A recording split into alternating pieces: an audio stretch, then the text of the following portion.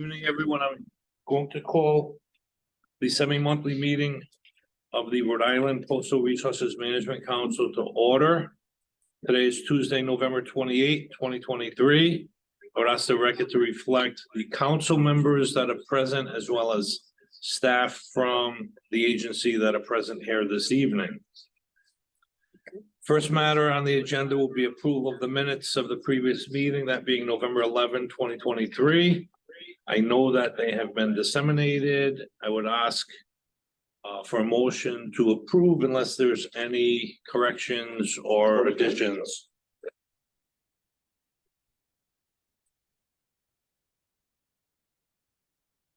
I'll make a motion.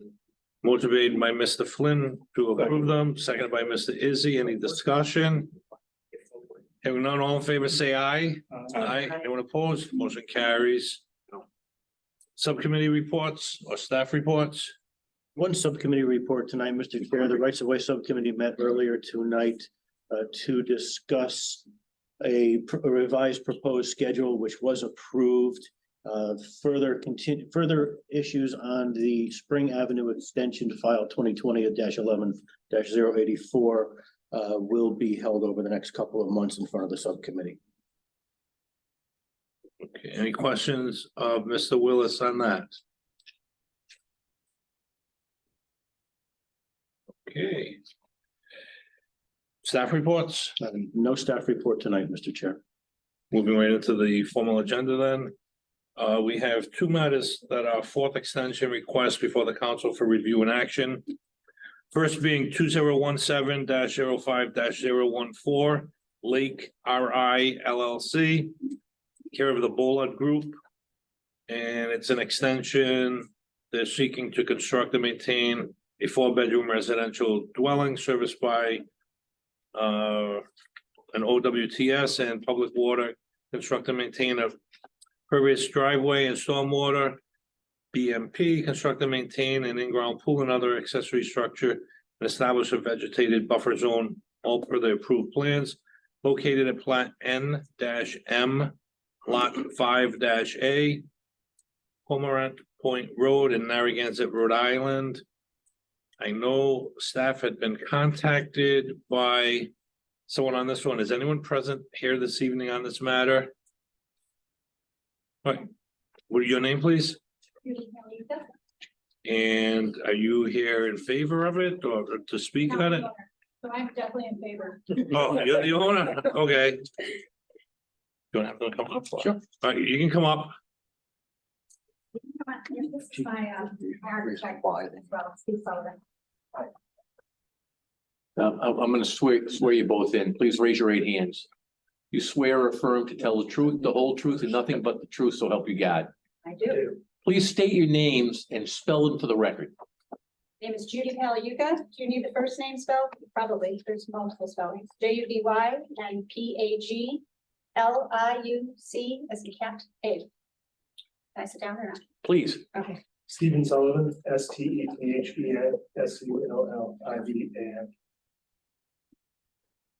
All right, I'm gonna ask Mr. Willis to give us a report on this one, please. Thank you, Mr. Chair. This is the fourth extension request. Therefore, it's in front of the council for a decision on the extension. As per usual with extension requests, we sent out staff to perform a compliance check. Staff found that the regulations have not changed since the original assent was granted. Conditions of the site have not changed. There were no other outstanding issues that staff saw at their site visit. Therefore, staff recommends that the extension be granted. Okay. Any questions of Mr. Willis? Anything that you'd like to add to what Mr. Willis has said, or that may be in your request for the extension? Unless there's any questions, I can answer any questions that somebody might have. Any questions? All right, is there a motion? Mr. Gomez. I've reviewed the material and find everything in order and would move to approve the extension. Motion made by Mr. Gomez. Is there a second? Second. Second by Mr. Gagnon. Any discussion? Hearing none, I'll now poll the council. Mr. Russolino, Aye. Ms. Hall, Aye. Mr. Gagnon, Aye. Ms. Reynolds, Aye. Mr. Flynn, Aye. Mr. Izzy, Aye. Mr. Gomez. Aye. I too, Raymond Coyer, vote aye. Your request has been granted. Thank you. Okay, thank you very much. Thank you. Great night. You as well. Next matter is either a Zero or O DELRAY, the way it looks on mine, LLC. Request for a fourth extension to construct and maintain a four-bedroom, single-family dwelling with OWTS, pervious driveway and stormwater management located at plat 19-4, lot 28, Bridgetown Road, South Kingston, Rhode Island. And I see the parties are here on this. And just if you could identify yourself for the record, please. Absolutely. Good evening, Mr. Chairman and members of the council. My name is Mary Shikarchi, and I represent the applicant, which is Zero DELRAY LLC. That is spelled S-H, my last name, F-H-E-K-A-R-C-H-I. Sir, in the event that you have to give some testimony, please raise your right hand. You swear or affirm to tell the truth, the whole truth, and nothing but the truth, so help you God? I do. Please state your name and spell it for the record. It's Kevin Barrett, B-A-R-R-E-T-T. Thank you. Thank you, Just Mr. for Willis. clarification, Mr. Barrett is the managing member of the LLC. Okay, thank you. Mr. Willis, if you could report on this one. This is similar to the last. This is a fourth extension request, therefore it's in front of the council. Again, staff was sent out to look at the site conditions to see if any have changed. None have. Additionally, the regulations under which the original assent was approved have not changed. Staff did not find any other additional issues. Therefore, staff is recommending approval. That's a 1 year from this evening, correct? Correct. Okay, I just have one question. Mr. Gomez, The last extension, what I read in here was from March of 22 to March of 23.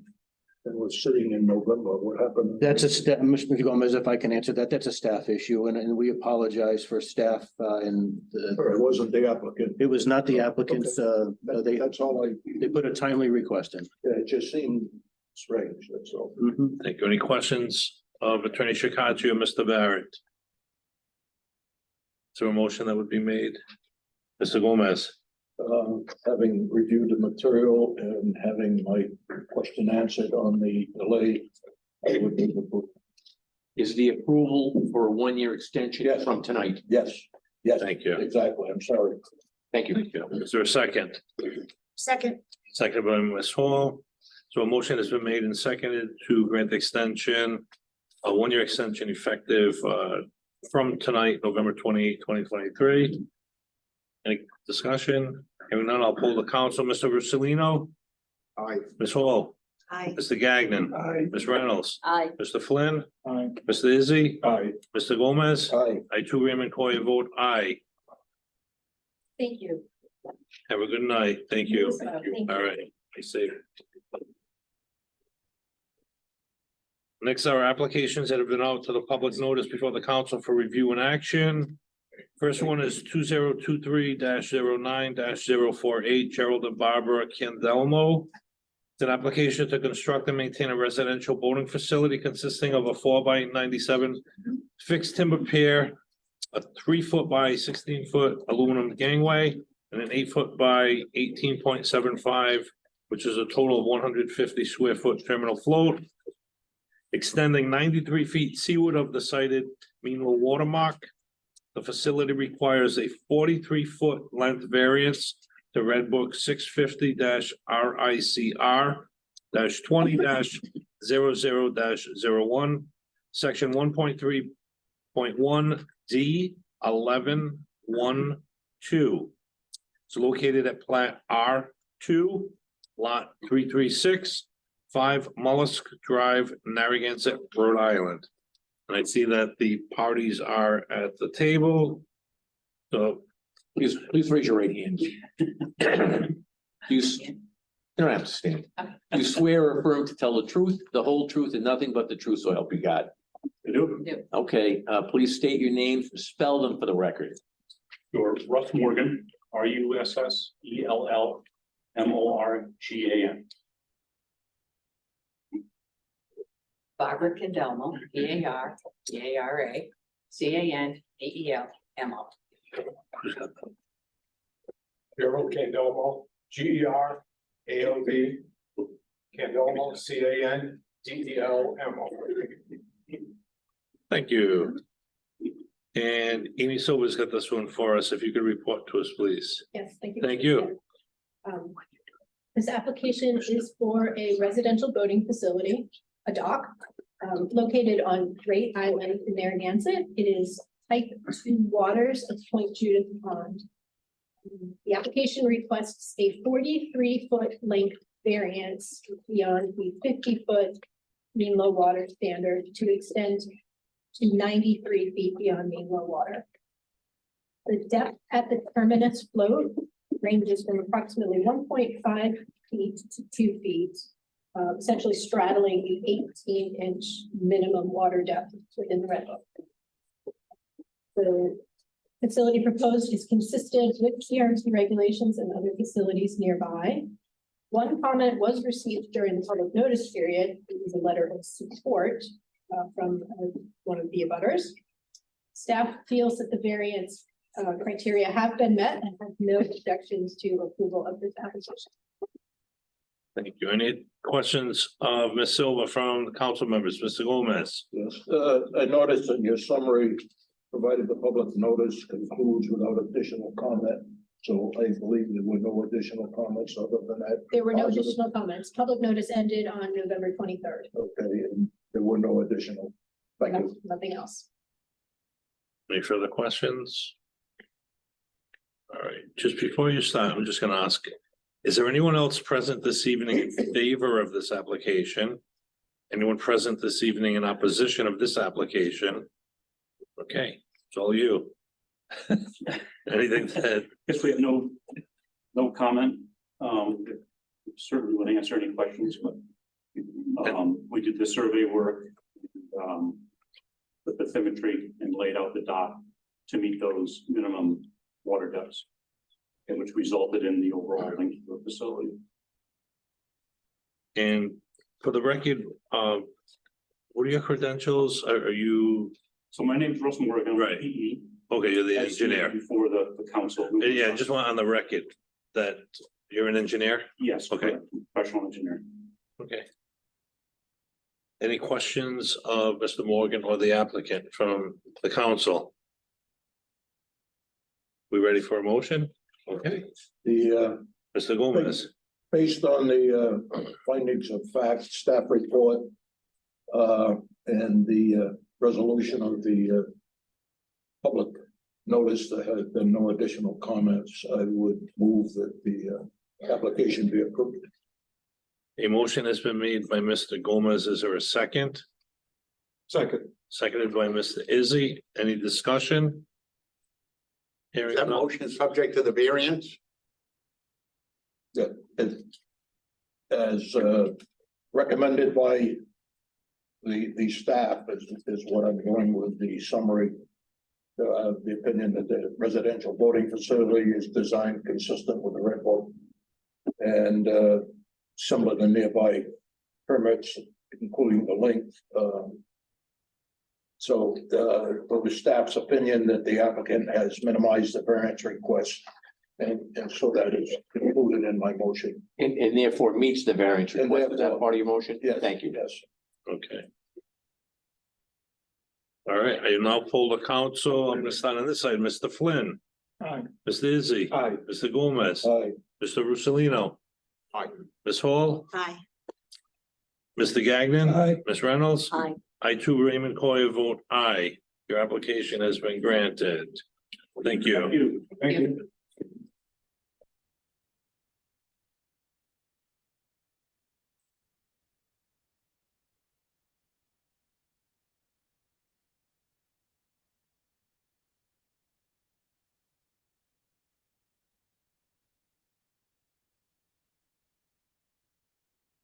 Next matter is Mark and Cheryl DeMello. It's 2023-05-053.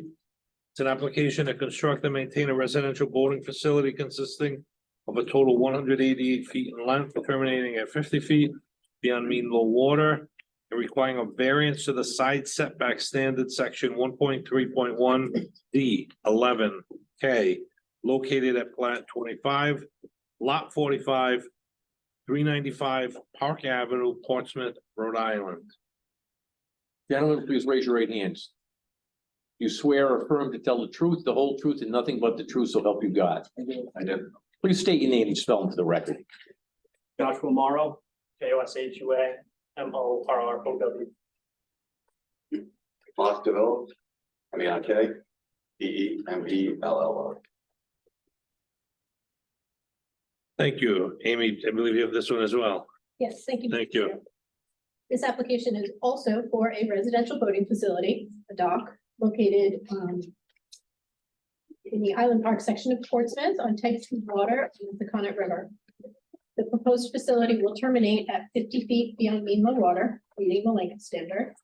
It does, however, require a variance to the side setback, as it does not meet the 25-foot side setback to the property on its western boundary, pardon me. That property is owned by the town of Portsmouth. The matter was briefly heard at our last meeting and was continued, so the town of Portsmouth could discuss the proposed facility in relation to its mooring field. And an email was sent this morning, which I believe the council does have, stating that they did review it, the harbor management and the town council reviewed it and has no objections to this proposal. The side setbacks cannot be met due to the width of the property, and the applicant has cited the facility farthest away from the property that is owned by a private entity and has cited it towards the publicly owned property, therefore allowing space should there ever be a facility proposed on that privately owned property, which is currently not developed and probably will not getting a dock soon. Staff has reviewed the variance request and feels that the applicant has met the burdens of proof and has no objections to approval of this application. Thank you. Any questions of Ms. Silva by the council? Just, maybe just. Mr. Gomez? On, you had 3 variances that you discussed in here, maybe you can just, from what I'm saying, you did not feel that these variances had any adverse effects, serious adverse effects. Is that correct? Correct. It's one variance, and those are 3 What's 3 parts of? 3 portions I of got the it. variance. I got it. Correct. See that? I'm learning every day. Okay, thank you. Any further questions from the council? Is there anyone else present this evening that's going to speak either in favor or in opposition of this application? Okay, no one else? Anything else to add? I think Amy did a great job of summarizing that. The dock was located furthest from the abutter, who lives there, and closer to the vacant lot owned by the town. That's the variance we were requesting. Okay. Questions? Any questions based on those comments? Any motions? Mr. Gomez? Based on the findings of fact, with the discussion with the staff report, including the issue of the variances and considering the town's concurrence that there was access, that their concerns have been alleviated through negotiation, I would move approval. Thank you. Motion's been made. Is there a second? Second. Second, Ms. Reynolds? Thank you. Motion made and seconded. Any discussion? Hearing none. Mr. Flynn? Aye. Mr. Izzy? Aye. Mr. Gomez? Aye. Mr. Russolino? Aye. Ms. Hall? Aye. Mr. Gagnon? Aye. Ms. Reynolds? Aye. I too, Raymond Cory, vote aye. Thank you, gentlemen. The application has been approved.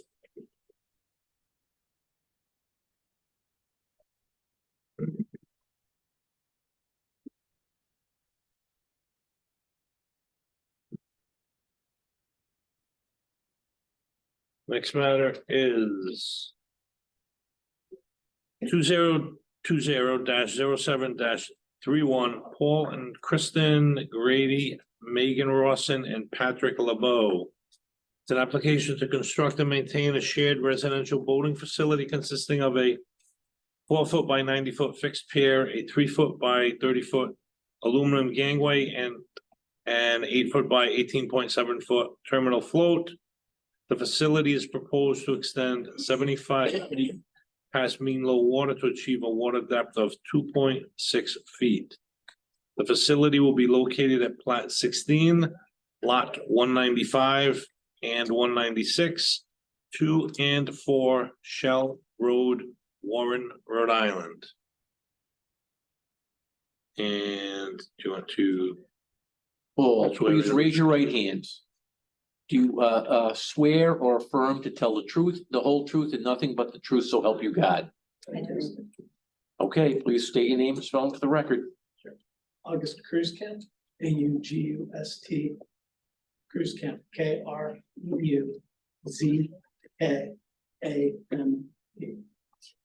Engineer with Harbor Engineering. Megan Rawson, MEGHAN RAWSON.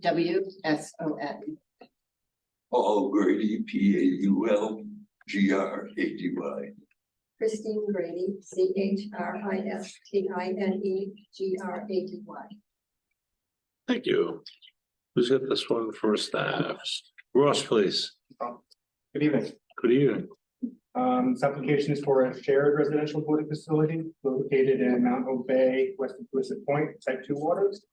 So they propose to extend 75 feet past mean low water to achieve a water depth of 2.6 feet. The original proposal for this facility had requested a 108 foot variance to achieve water depth of 2.7 feet. The seafloor around this area is shallow and very flat slope. Water only between 2 and 3 feet from 40-foot seaward of mean low water, all the way 140-foot seaward mean low water. Therefore, staff recommended that the dock be shortened to 75 feet or less at mean low water, which typically without objection would be eligible for administrative review. However, during the public notice period, an objection was received from the adjacent property owner. The objectors stated the proposed facility would have adverse impacts on coastal resources, water quality, public trust uses, and scenic viewshed. In addition, they also had concerns that the proposed facility would interfere with the nearby mooring field. The staff's opinion that the objection is not substantive as defined in Right Section 1.1.6G. Staff had worked to mediate these issues between the parties, and the objectors had agreed to rescind the objection if the dock were shortened to 50 feet past mean low water. The applicants, however, declined and maintained the request for a length variance. Following some corrections to errors discovered with the boundaries of the adjacent mooring field 7, the dock was heard before the Warren Harbor Commission in September of 2023, and a letter of no objection to the facility was issued with stipulation that the terminal float be reduced from 200 to 150 square feet. Staff requested that to reduce the size of the float to 150 square feet to accommodate the Warren Harbor Commission's request. And at that point, staff once again recommended reducing the length of the facility to 50 feet beyond mean low water, waiting for variance. The revised plans were received in November. While the size of the terminal float was reduced, the applicants maintained the request for the dock to extend 75 feet past mean low water. This project requires a length variance of 25 feet beyond the required 50-foot mean low water standard. Additionally, a 40.5 variance from the required 50-foot setback to an improved mooring field. The water depth at 50 feet past mean low water is 2.4 feet and exceeds the minimum required water depth of 1.5 feet. The facility is proposed to extend to 75 feet for 2.6 feet of water. While this only would achieve an additional 2.5 inches of water at the terminus of the float, the applicants argue that by extending the dock to 75 feet, the entire length of the terminal float would be in water over 2 feet deep. At 50 feet back in low water, the length of the terminal float would be placed in water between 1.6 feet and 2.4 feet. And the applicant has stated that the water depth is necessary to orient the vessel to the south against oncoming waves. And that additional 5 feet of water at the landward side of the float will help prevent the engine from bottoming out in lower tides. The applicants have stated that this is a touch and go facility. Both the applicants have vessels on moorings near the site and would only use the residential boating facility as needed as tide and weather permits to load and pick up passengers. The proposed facility at 75 feet past main low water is not significantly long for the area, and variances of 25 feet are regularly granted to gain more water depth. That said, it is questionable whether the applicants have clearly satisfied the variance criteria to show that the standards will cause an undue hardship, or whether this modification is the minimum necessary to allow for reasonable use of the site. Even though the project is proposed as a shared facility, this inherently conforms to the goals and policies of the CRMC. It is questionable whether the requested variances are necessary or minimized. Staff therefore defers to the council to determine whether the variance should be granted. And in light of the objection, staff does not object to a modification of the facility if it is redesigned to the 50-foot beyond mean low water standard. And should the council approve this application, the standard doc consent will be prepared. Any questions of Mr. Singer? Just, Mrs. Gomez? yeah, I don't know if this is a question for you or the applicants, but, the, major deviation is 100%. You're asking for a deviation from the requirement of 100%. Is that correct? I'm not asking for anything to stay in, but this is just their request is for 58 extra. of a 50-foot, a 25-foot variance past the mean low water standard. Without the variance, there's some less water, but not a lot. Good. Yeah, to get so the extra. I don't even. What's the extra depth they're gaining? It's about, at the end, it's like 2.5 inches. No, wait a little more. Let's 10 inches. 10 inches. 10 well, inches. It's pretty. There's at the terminus. It's 2 point. Clarification. No, it's 2.2 feet, which is less than 3 inches. Did you consider conflicts with other uses in that area? I know there were docks in the area. There are other docks in the area, however, not in the immediate area. I think the closest dock is about 800 feet away. Along that stretch, the other docks do have longer. They're mostly have variances, but the bathymetry is different. Of course, it's just the different. Would that the other docks have that much of a deviation from the? They have there's a bigger deal. They have they're gaining more water quicker. It's not as the slope isn't as flat. The nearest dock is the grandfather dock, which is very long. So it's I think it's over 200 feet. So unless you wanted to say something? Thank you, Mr. Chair. Mr. Gomez, you mentioned that they're looking for 100% variance, but it's really a 25-foot extension. The standard's 50 feet. They're asking for 75, so Okay. asking for a 50%. Thank you. Any further questions of Mr. Singer at this point?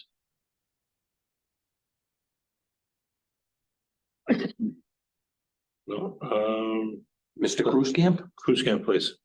Yes, thank you. Okay, this process has been going on for actually 3 years since we initially filed the application. As Mr. Singer said, the application was, we were seeking a larger structure overall.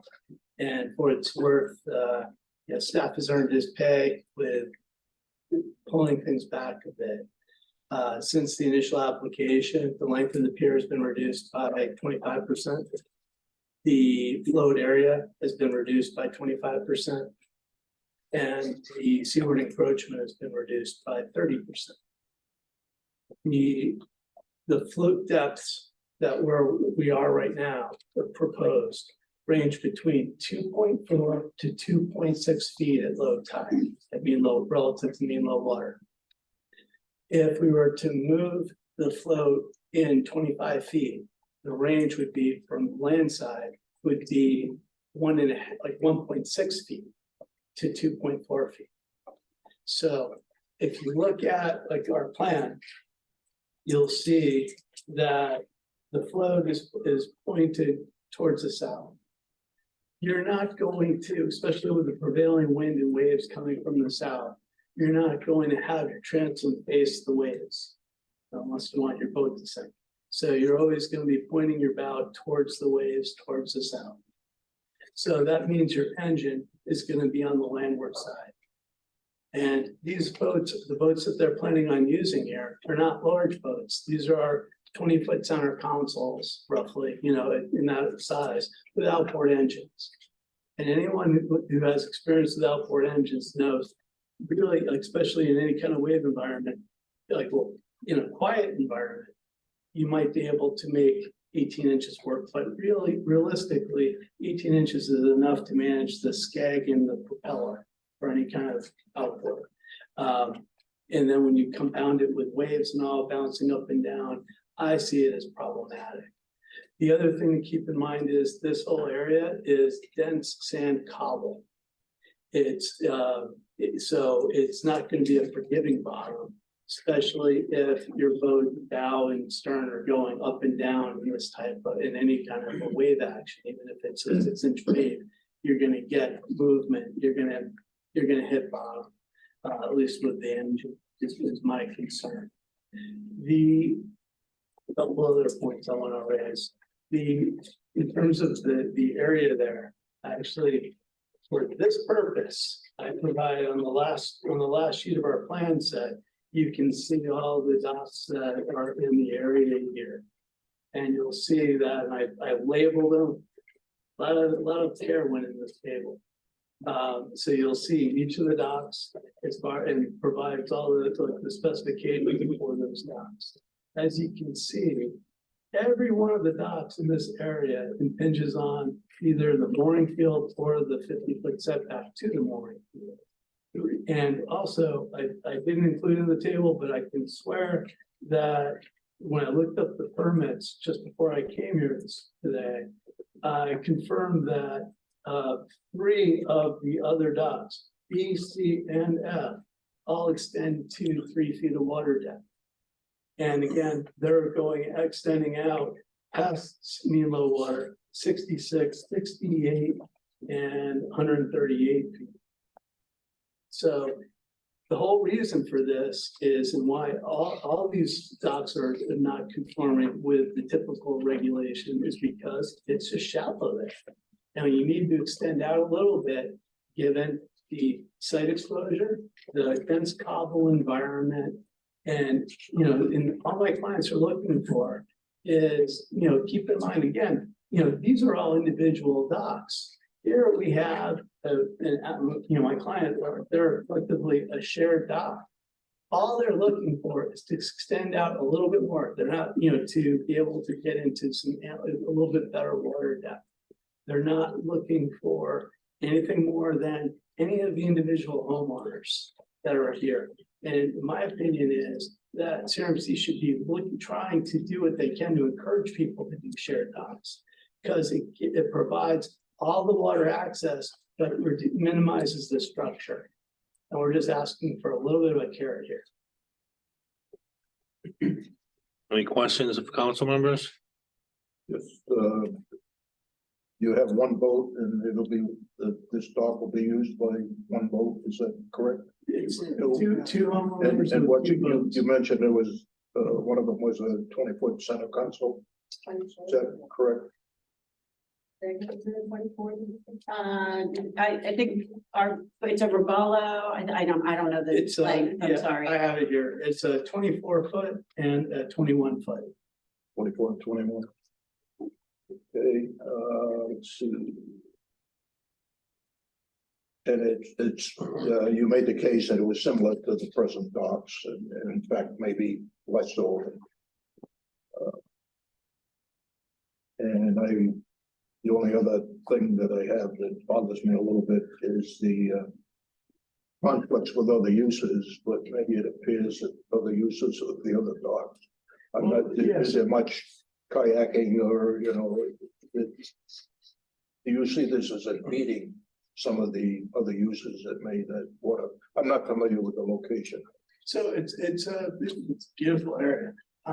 In terms of other boats, I would say No, well, I can't speak to kayaks because they can go into real shallow areas, but other boats, they'd be crazy to be trying to power through there just because it's Yeah, you do. shallow and and rocky. They would You don't, kill their engine. what I'm trying to get at is you don't see it interfering with other uses such as, I don't know, swimming, climbing, name something, you know. Again, it's shallow, you can't really swim there. Yeah. And, you know, and also we, you know, when there's a whole process going with the town. But, you know, they looked at this twice, actually. They actually, for what it's worth, the Town Harbor Commission approved the original application. Okay. And then That's good. since, you know, negotiating with Mr. Singer, you know, we had it reviewed again and they approved it again. Okay. And since then too, the town has modified its ordinances so that now keep in mind, we're not in the mooring field itself, we're outside the mooring field, but in the setback.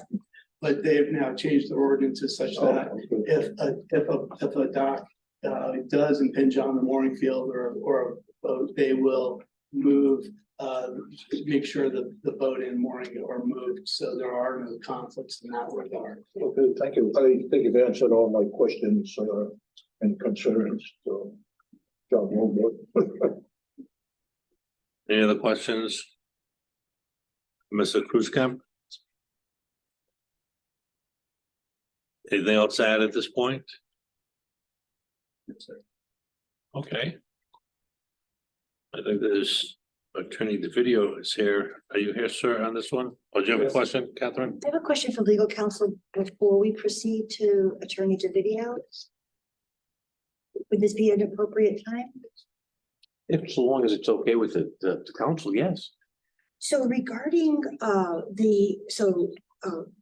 Mr. Singer's report clearly enunciated the fact that based on Rule 1.1.6G, that your finding was that it was not, there was no, the objection was not substantive. But the question I have for legal counsel is that in review of Attorney DeVideo's comment on behalf of the abutters, it requests a hearing.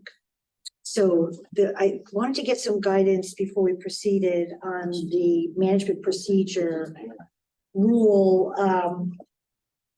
that defines contested case if substantive written objection and or a request for hearing is received. So I think with his request for hearing, I believe based on that definition that is part of the and or that would be considered a contested case, or am I not reading that rule? Yeah, I don't agree with that. And I think we're relying on what Mr. Singer said, that the objection wasn't substantive. Agreed. And here it is for a hearing. So that's why it's here at the council. And it does not appear to me in my reading of it, and that's just mine, and I'm giving you my opinion. But the fact that Mr. DeVideo has asked for the hearing does not control as to whether or not this goes to a hearing officer. So just so I'm clear for going forward, our definition of contested case is either substantive, which we've determined based on the staff, we could agree that that's been determined, not substantive, and or request for hearing is received. I'm not going to be able to answer that question because I got a sharp elbow from my associate. So I'm gasping for air right now. Mr. Hartman would like to address that. Mr. Hartman. Me too. So, thank you, Tony, appreciate it. I don't. You elbowed. Back on them. So Ms. Hall, the section that you refer to is actually the definition section In the management in the management procedures, but if you look further into that section, right into the management procedures, they're looking for a contested case is something that has, let's see, where is it? A formal written objection and or request for hearing is substantiated by a material reason as outlined in 1.1.6G. So you still, even if you request a hearing, you still have to have it substantiated by 1.1.6. So your reading is that and/or is not definitive. That's correct. So and/or in this definition doesn't really mean and/or. Right, you have to look further into the management. And so procedures. your interpretation of the and/or is that that's sort of void, and you jump to the next part, which your interpretation, if you're guiding us as you are, is that even if it's a request for a hearing, the evidence still has to be presented within that request for a hearing to meet 1.1.6G, that the evidence presented has to, I'm sorry, that might not be the right. That's correct. It is right. Has to be substantive, and that goes to the findings that Mr. Singer made. So for future reference, just so I can understand, a request for hearing alone is not going to meet the definition of contested evidence because his and/or doesn't mean that. In the context of the next section, which I think they're referring to 1.4.8 and a later section, that the hearing request also has to say, has to contain evidence. So really it's written objection is substantive. I guess it's and, not just and/or. Yes. The hearing has to be a request for hearing and substantive. So we'll just strike or in that. From the definition section. So in future definition revisions, we might be looking to strike that. Mhm. So that it's clear and consistent with what your interpretation is, Yes. which would give people proper notice, right, for what's required. Yes, if you look towards the notification section of the management procedures, that's Yeah. 1.5.1F. Mhm. It really goes into detail about exactly what we should be doing here. And that's the section I'm going to trust here. That's the section you've That's the chosen to section. trust, not the other section. Well, not the definition section. I think this is the meat of the the management procedures, and that's what we should follow. Okay, all right, thank you for that. That's what I was gonna say. Gonna say, But thank you, Mr. Chair. I also was gonna respond. Well, I'll respond this way. Great minds think alike, because that was my answer as well. 1.5.1F controls here that even a written objection has to, or a request for hearing has to be substantiated by the section 1.6G. 6G. So, and Ross in his staff report, and I agreed by signing off on it, agreed that the objections were not substantive, so the circle's been closed. Thank you. You're welcome. all right, I would ask that you at the table go back, we'll let the video come up. And then have you guys return.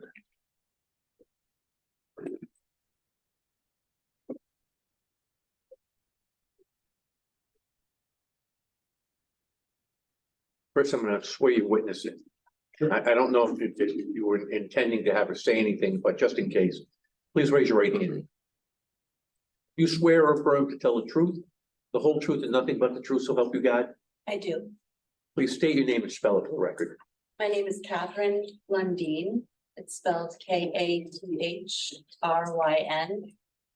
And my last name is Lundeen, and it's spelled Lundein. Thank you.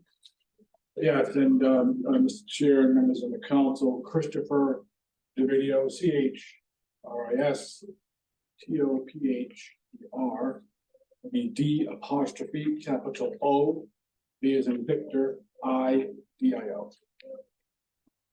So I wasn't necessarily intending to bring up Mr. Singer's and apparently Mr. Willis's determination that Ms. Lundeen's objections were not substantive. We received notice, I believe, of this hearing on Tuesday. We didn't get the staff report until Wednesday. And of course, Thanksgiving intervening there, very little time to take a look at this. So for the record, and to perfect and preserve the record, I'm going to object to that finding. These did not constitute substantive objections. Certainly, there should be, if not, there will be an appellate process to challenge that finding, first by Mr. Singer and confirmed by the executive director. I just want to state that for the record clearly. Okay.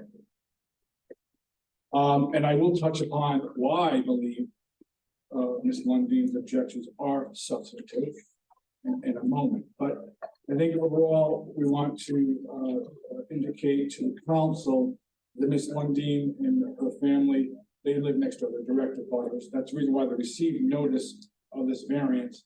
And I just for clarity's sake, I'm not sure who put out the agenda. If you notice that on the others, they actually state the sections for which variances are requested. That wasn't provided in this one, but I'll just venture to say that there are two variances that are being requested.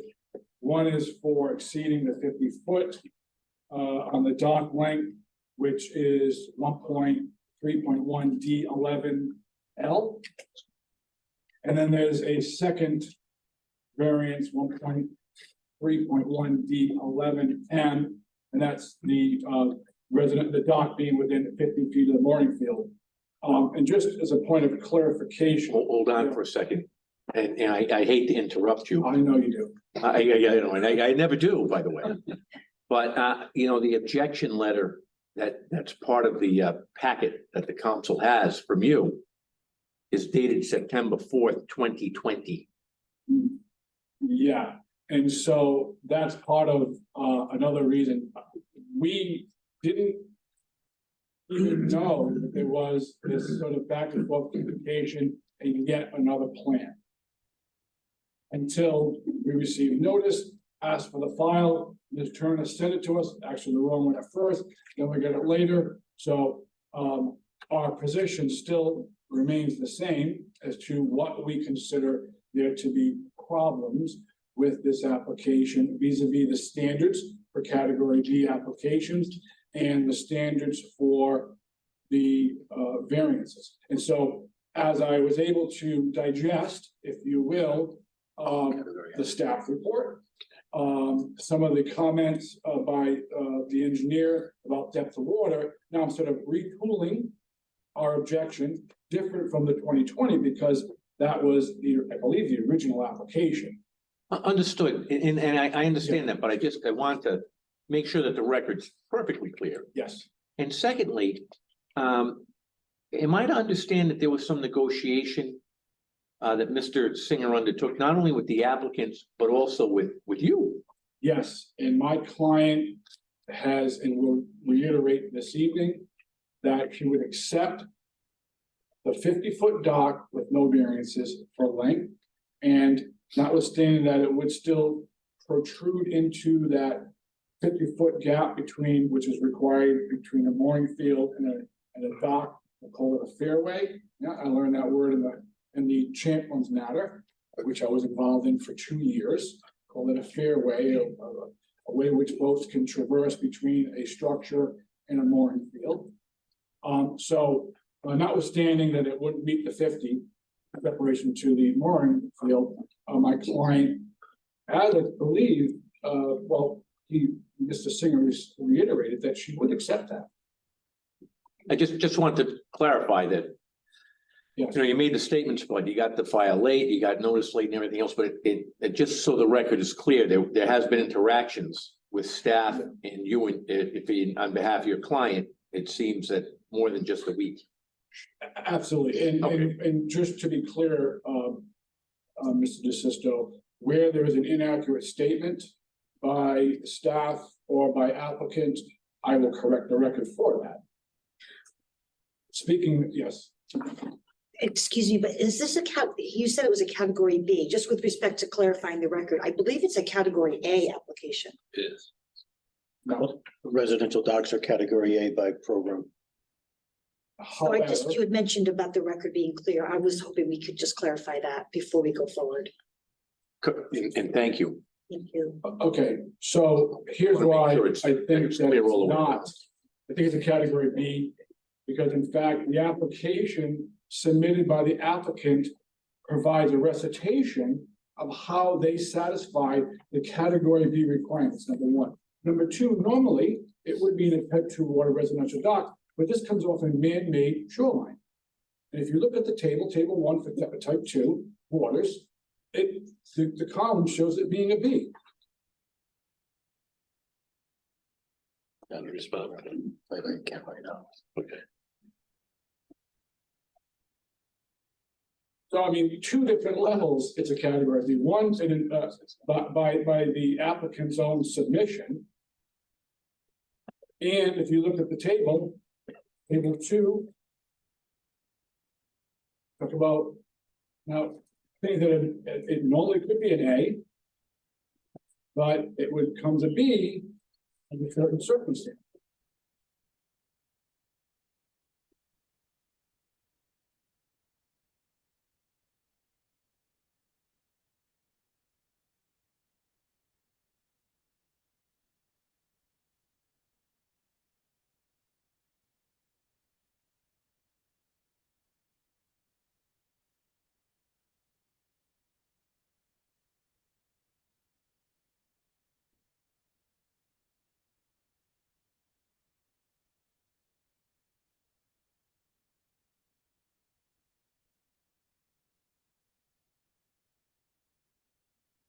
It's table, it's under 1.15.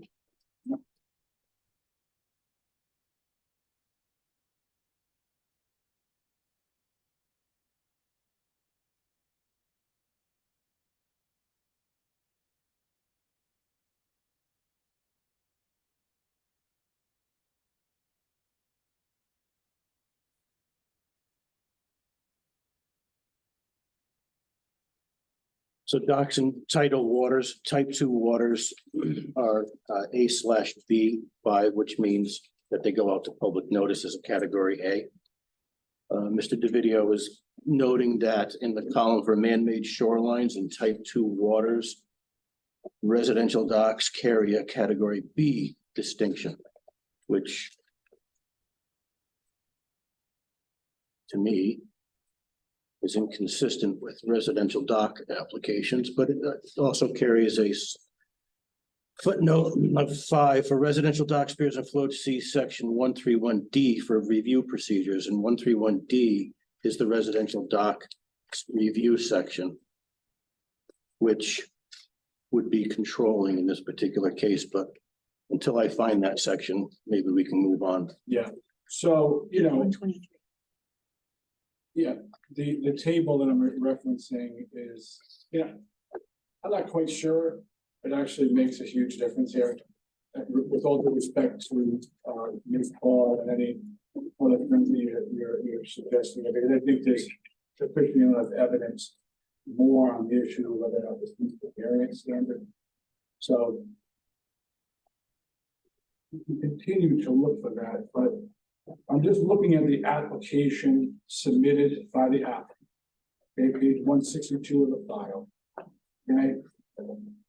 Where the application provides information to address the category B requirements outlined in the CRMC. So demonstrate the need for the proposed activity or alteration, right? The applicant indicates that they're seeking permission to build a shared residential boating facility to improve their access to the waters of Narragansett Bay. Not to necessarily enable, but to improve, because they already currently have access to the waters because they have a mooring that they keep their boats. And it is the applicant's goal to safely access navigable waters. So they need to have this in their structure that provides a minimum water depth of 2.5 feet relative to new low water depth. So they have access to the waterway. Presumably they have a dinghy or a tender that goes out to their mooring. It's going to be a touch and go dock. Let's just get to the meat of it here. So 1.5 feet is the minimum that the regulations require, which Mr. Singer outlined. They're going to have 1.5. But let's just look at it, the reality of when this is gonna be a problem. So at low tide, it might be 1.5 feet or 1.6 feet. The other half of the day, the other half, right, so you got 4 parts of the tide, right? You got high, low, and mid. So only 25% of the time is it going to be this situation wherein you have dead. The other 75% of the time, the water is going to be sufficient enough for it. That's number one. Number two, to have a stern or a transom to the water, it's a touch and go. They talk about water getting into the engine compartment. It's an outboard motor. I don't see how water coming over the transom for a touch and go situation is going to be that bad. They even indicate that they're going to use this touch and go when wind and tide conditions are permissible. So even if you have heavy winds, let's just say 25% of the time the water depth is an issue, maybe half the time wind becomes a problem. So you're down to maybe 12% of the time that you're going to be inconvenienced. Remember, that's a critical term for when you're going to be granted a variance. Okay, so I wholeheartedly agree with the staff's position. Not clearly sure as to why this variance is needed. Is the minimum necessary? You're gaining 2.5 inches, 2.5 feet, 2.5 inches by extending out 50% more than is allowed by right. As my client will explain, and I think it was a good question by Councilman Gomez, is there a user conflict? She's going to give an impassioned speech on that subject matter. So I don't see the need for this dock, particularly with the variant. Okay, demonstrate that the alteration will not unreasonably interfere with or impair existing public access. Well, they regularly use the shoreline. One of their sons who's in high school is 6'4". You've got a pier height of 5.5 feet. And I don't want to be demonstrative, but I think that if you're 6'4" trying to get, that means you're going to lower yourself 1 foot and not worry about banging your head on a nail or a barnacle. That's a pretty difficult interference. That's a substantial interference if someone's 6'4". Her husband's 6 feet, she's 5'6". She's got a 15-year-old who's 5'10". He's still growing. As I'm sure the 17-year-old at 6'4" is still growing. So there is an interference in this horizontal movement across the shore with only a 5.5 foot clearance. That's at mean height. Okay.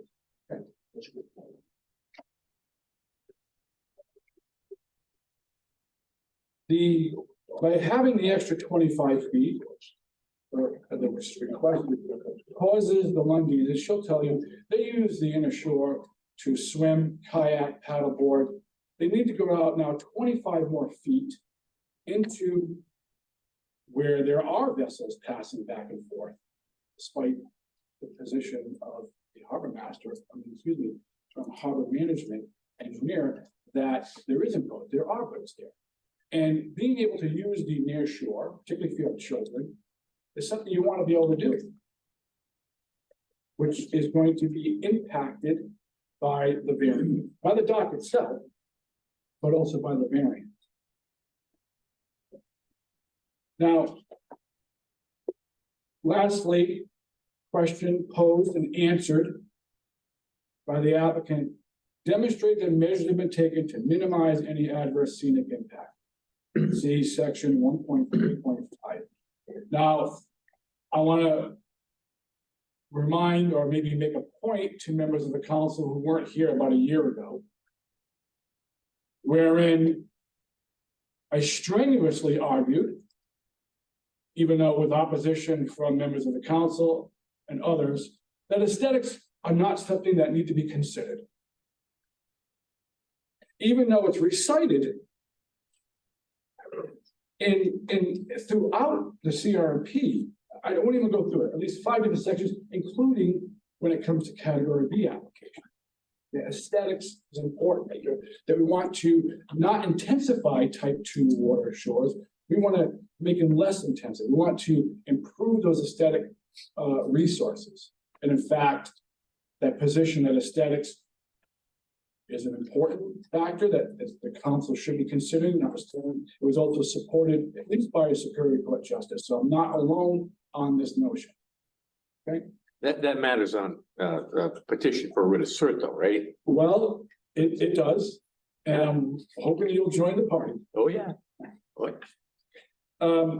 So I don't believe that they've taken measures to mitigate. What they've said is we've mitigated these impacts by only having one dock. Well, these are really narrow lots, 50 feet. I'm not sure you could put two docks and maintain your 25-foot setbacks to Ms. Lundy's property or the neighboring property from each other.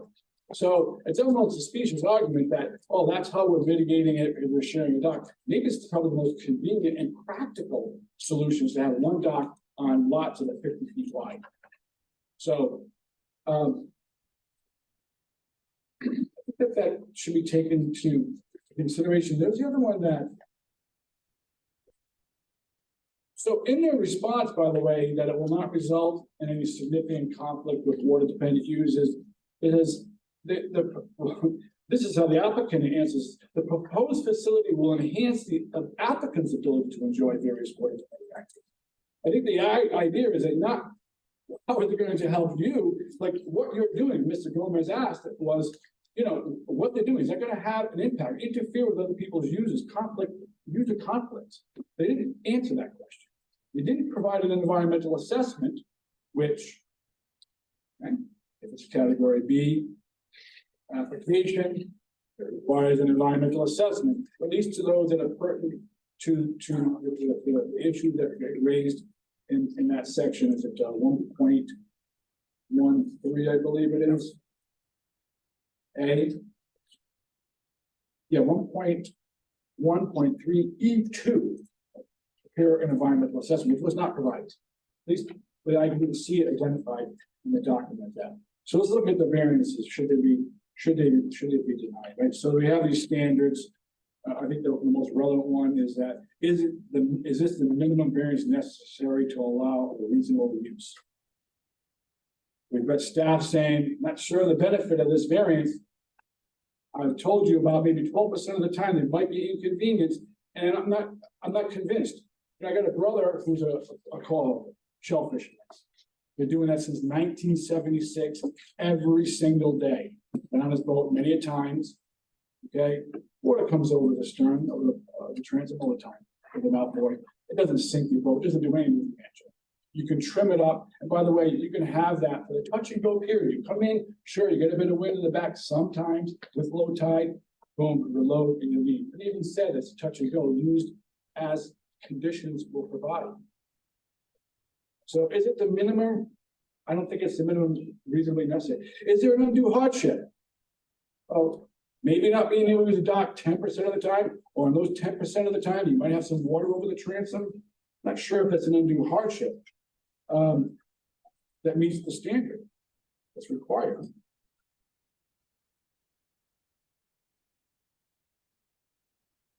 And of course, it requires that this be unique conditions. Well, we've heard from the engineer that the water is shallow all throughout here. This is not a unique condition. Unlike the one a year ago, where there was a boulder interfering with the design of the dock, that was unique. Here, you've got shallow water throughout. And I want to also remind that the fact that stuff was grandfathered or granted, you know, variances, doesn't mean that this variance should be granted. You should be looking to see what other people are doing 800 feet away before regulations. And just to correct the record, the reason why I went back to the Harbor Management Committee is because we identified, not staff, not the Harbor Management Committee, that there was a mooring field out there. No one knew where it was. But for us, bringing that to the attention to all parties involved, no one would know that there was a variance required here. So that's why it got hung up at the Harbor Management Commission, because they then needed to adopt a new harbor management plan. I'm not sure if they fully adopted that, but they needed to straighten out where that harbor management, the mooring line was. Okay, so I don't think it's unique. Another standard that is required for the variance. So, in closing, I don't think they've satisfied any of the standards, category B or otherwise, in terms of mitigating impacts to the scenic resources, which are important, which Ms. Mundine will discuss. Having that extra 25 feet is just adding more impact to that visual resource that she so cherishes. And like Mr. Singer, staff report said, the applicant has not met the standards for a variance. They'll still be able to have a dock at 50 foot and be able to get out on their boat and do all that they need to do.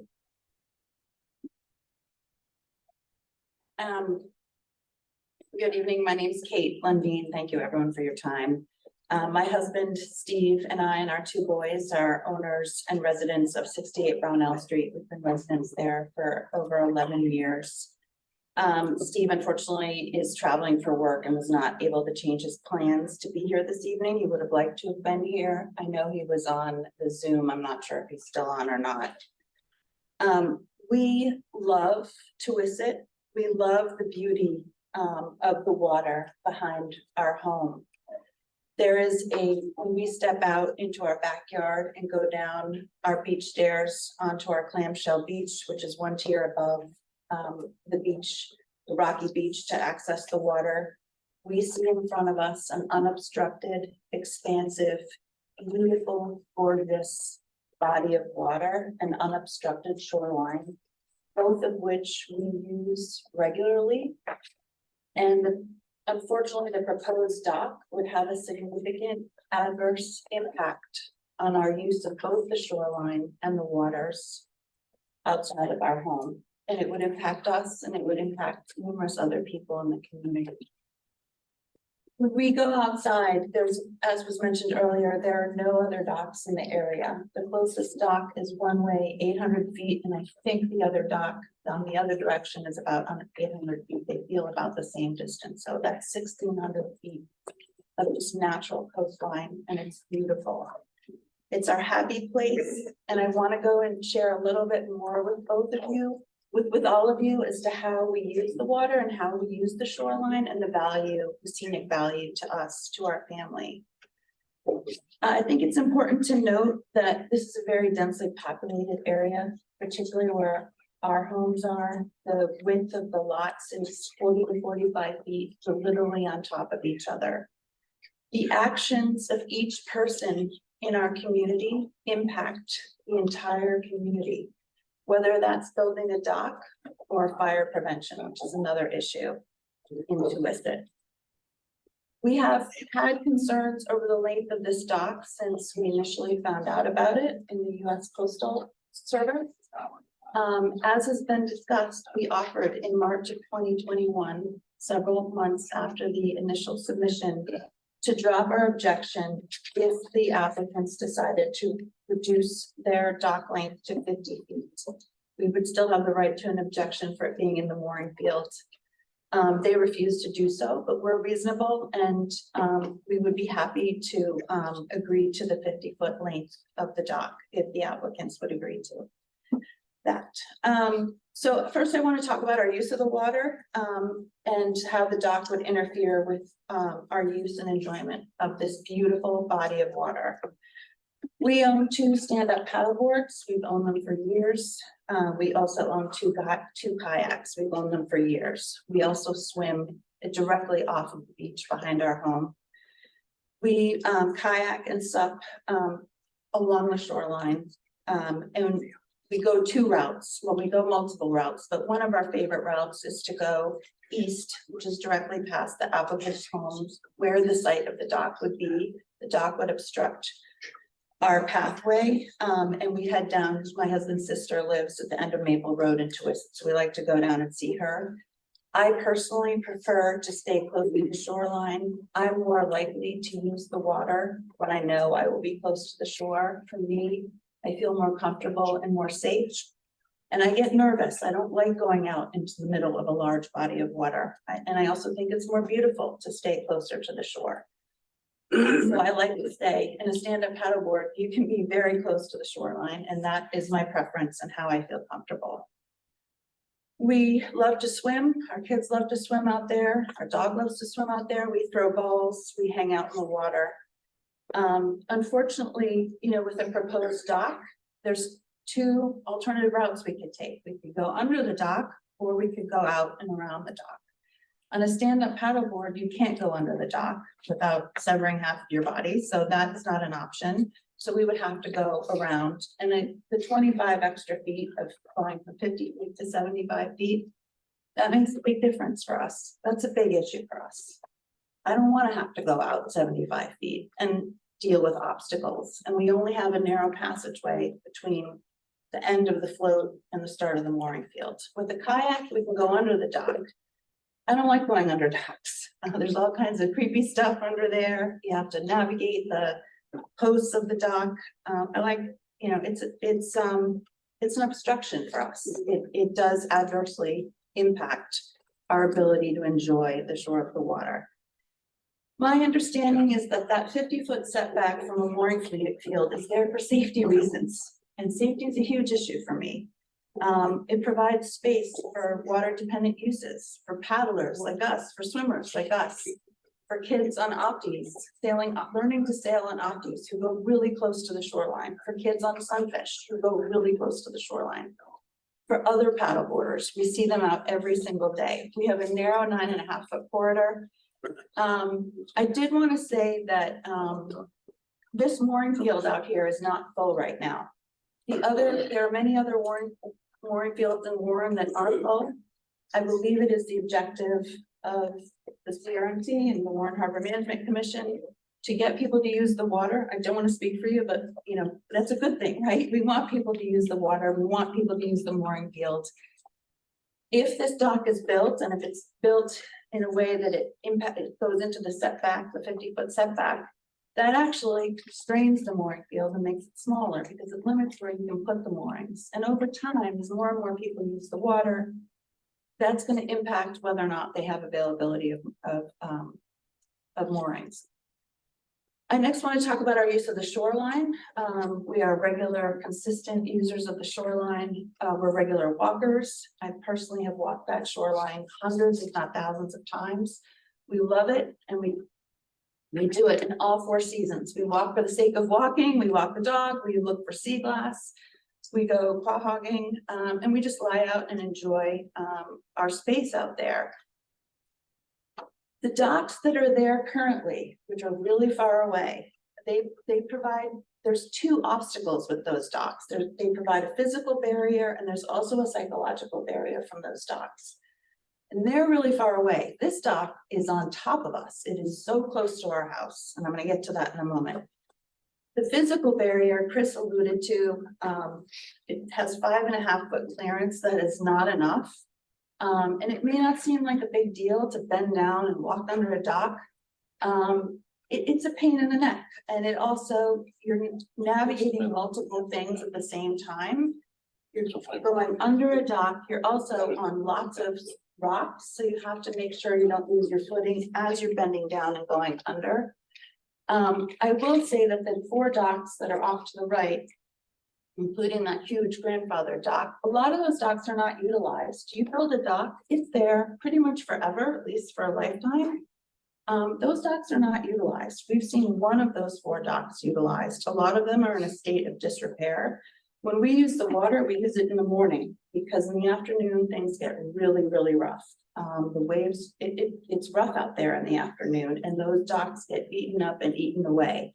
So when you're walking underneath the dock, you see nails, you see boards that are broken, you see bugs. It's just not pleasant walking under a dock, and it's a hazard and a safety issue.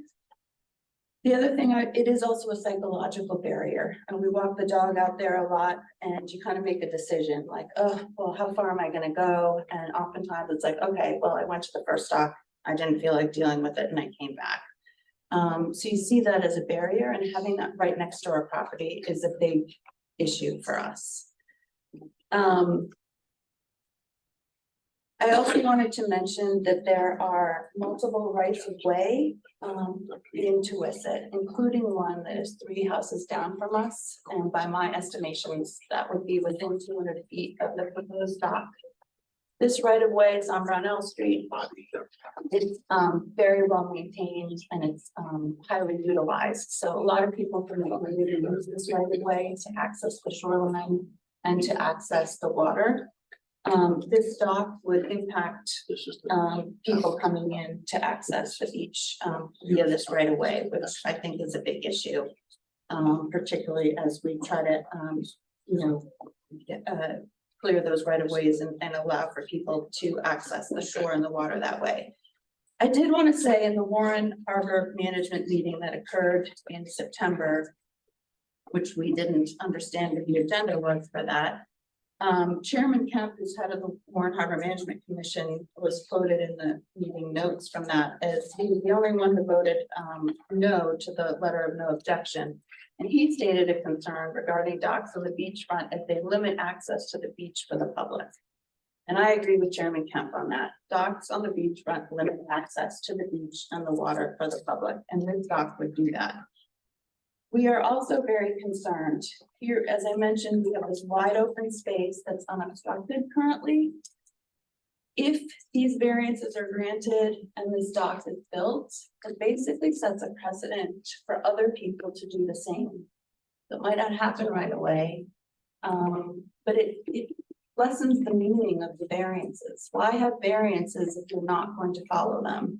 And so over time, people can build more docks. And so what is now a beautiful piece of unobstructed shoreline could over time, 10, 20, 30 years, become littered with additional docks that are obstructing access and causing safety issues. Finally, I wanted to turn to the scenic value of the water and the shoreline. We love the view from our house, and a dock adjacent to our property is going to impact our views from our backyard, from our clamshell beach, which we love, from our living room, from our dining room, and from our master bedroom. We love to watch what happens on the water. It's ever changing, and the community who uses that water every single day in the summertime.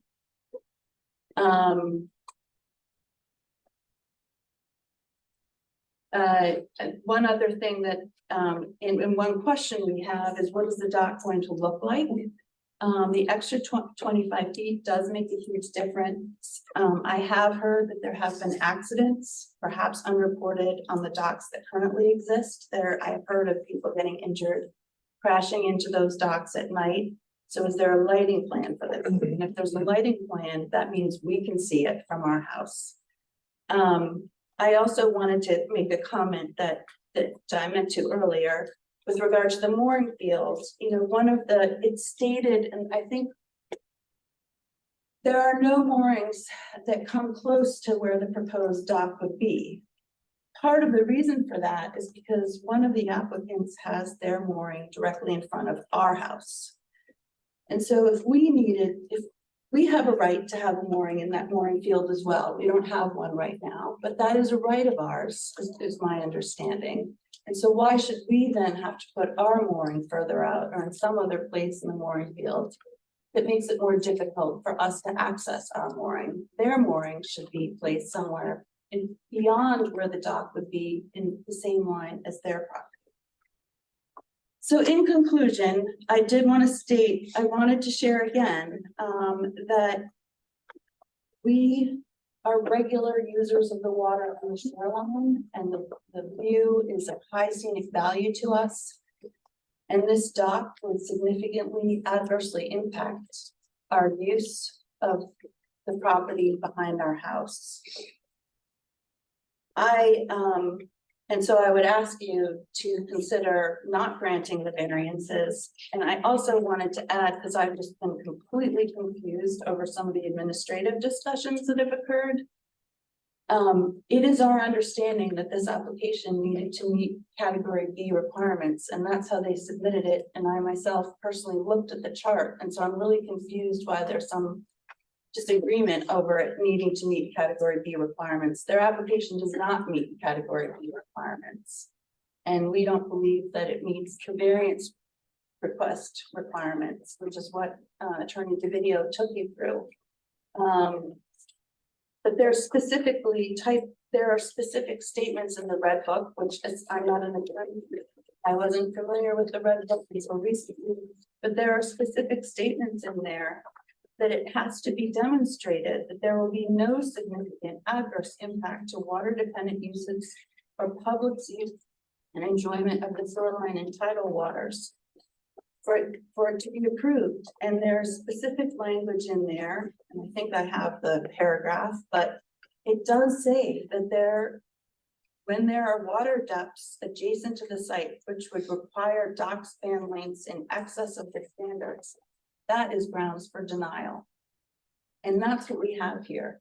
So I hope you will please consider how much we love Tuisset and how important it is to maintain the natural beauty of the waters and the shoreline outside of our home. Thank you. So I'd like to, for the record, submit, it's been memorialized. My testimony is not evidence of an expert.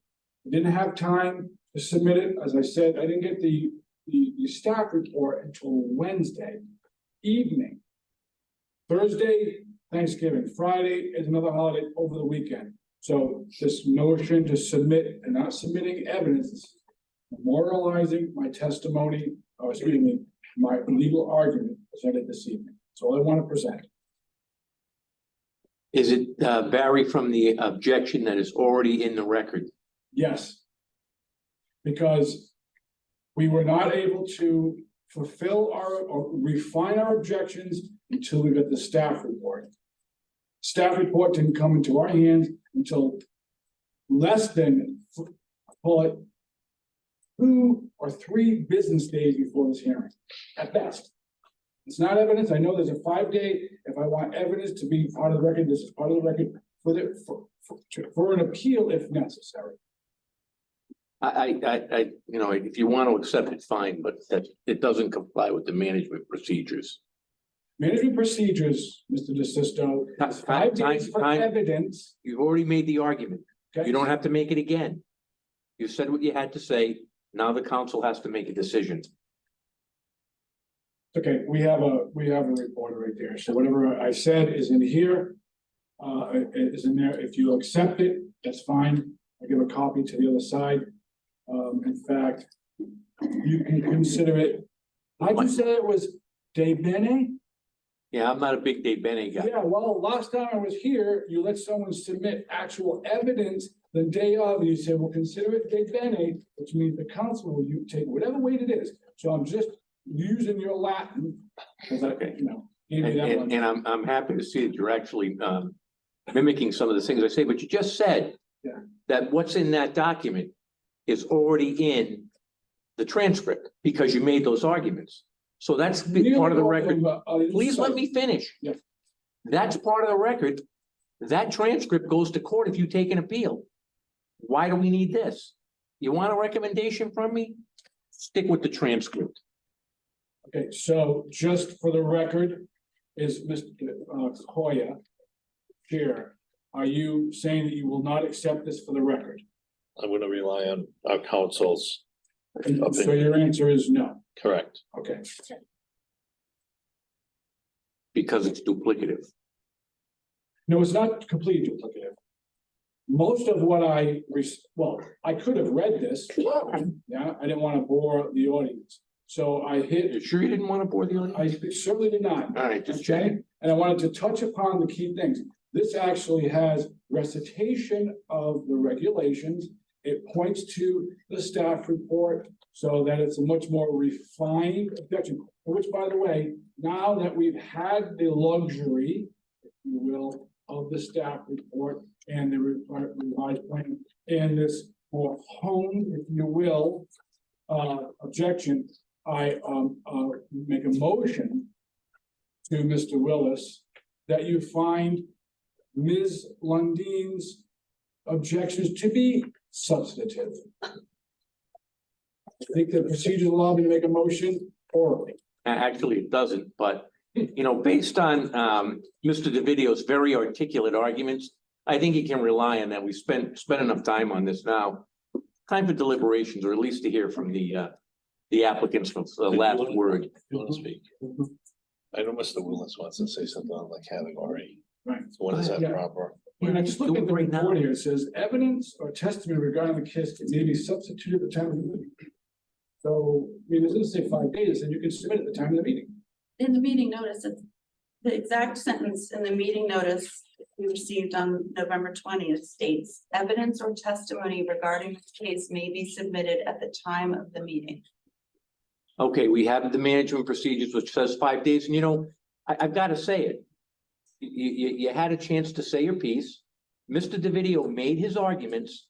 Your objection from 2020 is in. You've done a good job. Okay? Very well. Thank you very much, Mr. Chair and members of the council.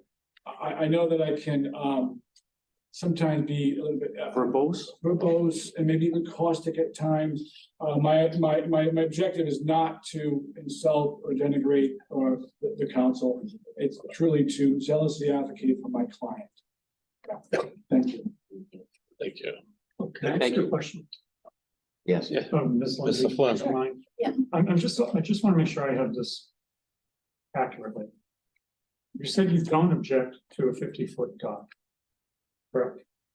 I'm not happy about a 50-foot dock, but we're reasonable people and we are happy to seek a compromise. A 50-foot dock is a lot better for us and a lot easier to navigate around than a 75-foot dock. So we are willing to compromise. That's why I'm asking the question, because it seemed like much of your comments were, I could interpret as being opposed to any dock. Yeah, It's like anything that's 5.5 feet high is a dock. And, you know, so your lateral access to the shore is affected by any dock, not just one that's 75 feet. In fact, that has nothing to do with lateral access to the shore. So that's, I mean, many of your comments seem to me to be in opposition to any dock. But I just wanted to clarify that you would be willing to compromise and don't have an objection to a 50-foot dock. We are willing to compromise. And I think that the shoreline is a little bit unique in that the way the dock would be constructed, it goes from the seawall. It's like a platform beach. So we have a piece that's our property, and then there's a seawall, and then there's the beach. And the dock, all of the docks, including the proposed dock, start at the seawall. So when the only way to walk along the shoreline, you have to go under the dock, which I think in other communities, that isn't the case. I don't know if what I'm saying. Well, makes you sense. have a manufactured edge to your water. Right, because of this. You don't concrete have a seawall. natural beach. I mean, you have a beach, but you have cement or some sort of a vertical thing that the dock presumably would have to go up to. Yes. I don't think there's any other way, right? Correct, that's my understanding. And the community, if you look at Twisted Point where we are versus the Highlands, they have a lot more depth in the Highlands, so the docks are a lot shorter. It's much easier to navigate around those docks because the water's so shallow here, the docks have to go out further and it's much more of an obstruction. So just by the nature of the shoreline, the docks are constructed differently and there are more of obstructions to the use of the water on the shoreline. Thank you. But yes, we're willing to compromise. Mr. Gomez. Do we need the applicants to come in? I have a question on the. Yeah, they will. I know Mr. Willis at some point wants to make an address as well. I just, this whole idea of, you're blocking basically a right of way for the people in the state of Rhode Island to walk down the beach or go under a 5-foot structure. And I know that sometimes we have, you know, asked for, steps to go up across the dock and down, which is another one. I mean, you wouldn't take a paddleboard that way, I'm sure, but this whole restriction just seems to be against what we're all about relative to docks. Rhode Island wants people to be able to transfer us across their, you know, the beach and get around these docks or over these docks. And 5 foot, I agree, seems 5 foot seems fairly small. I mean, you can see wrapping your head on that all the time.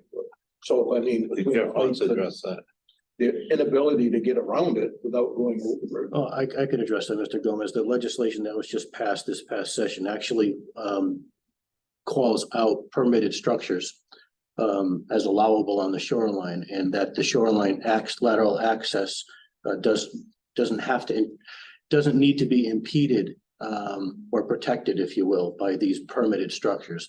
It actually makes, the statute actually makes a point of calling out permitted structures as being acceptable for a shoreline use.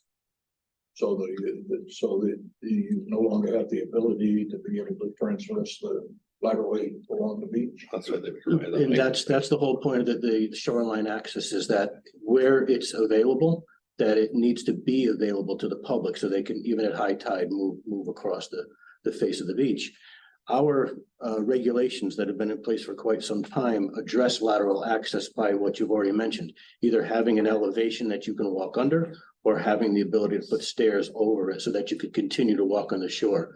So while the legislation calls out permitted structures as being acceptable for users of the shoreline, I would additionally argue that our regulations have always been consistent with the legislation currently as enacted, even before it was thought of to be enacted, that we were already protecting lateral shoreline access with those types of policies.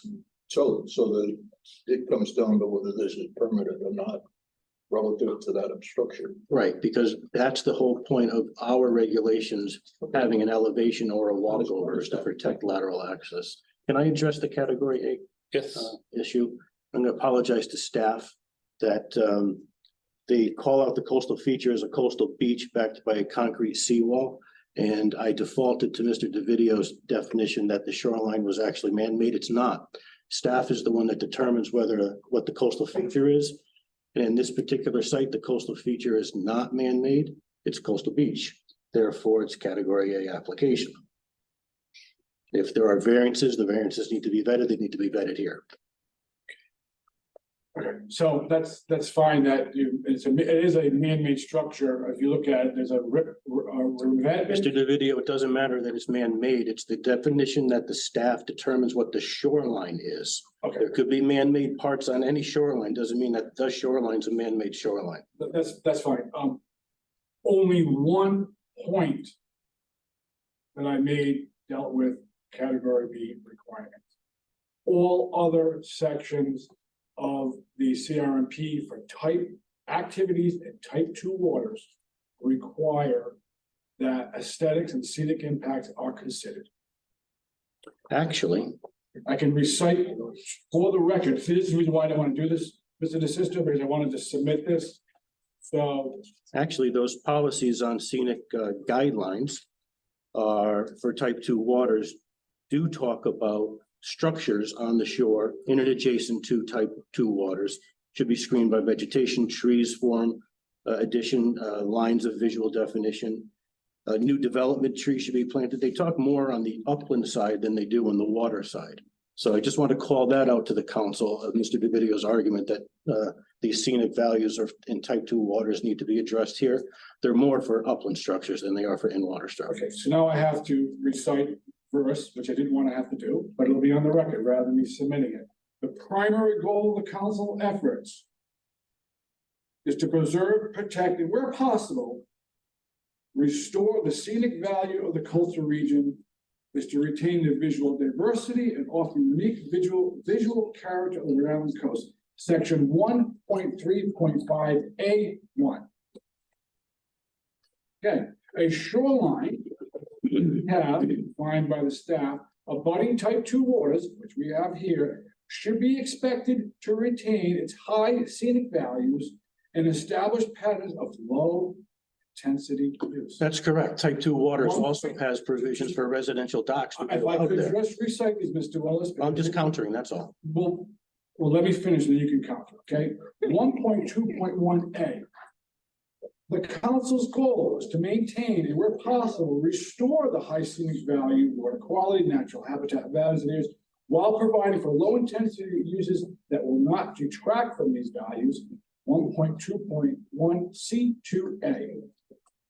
Applicants for council assents, which we're having here for alteration of activities in type 2 waters, shall describe the measures taken to mitigate impacts on the scenic quality of the area. 1.2.1C2. Of course, category B, which you claim this is not a category B, and specifically where in the staff report do they define where the coastal feature is? Oh, excuse me. the council asks questions. It's your opportunity to speak, but it's not your opportunity to cross-examine the executive director or the council. Now, you said, hold on, now, you said that at some point you would give the executive director a chance to speak. You know what? I think it's okay now. I just have one comment to make. Type 2 water definitions, type 2 low intensity use policies, 2D, residential boating facilities in addition to others may be permitted in type 2 waters, provided it can be demonstrated no significant adverse impact to coastal resources or dependent uses, public use, enjoyment of the public's use and enjoyment of the shoreline, et cetera. I think staff has made an excellent argument in their staff report as to those issues, and it's now up to the council to vet whether or not this definition can go forward and allow this dock to be permitted or not. I just want to ask staff a question to follow up to that. Either Jeff or Russ or Amy or whoever may have the answer. The application's been filed for quite some time, is my understanding, right? Has any other objections been received other than from this objector? No, No. I mean, there was some back and forth with the Harbor Commission, but there's no Property owners. no other property owners. Okay. May I ask if the council, any of the council members have any other questions for Mr. DeVideo or his client? Thank you. Thank you. Thank you.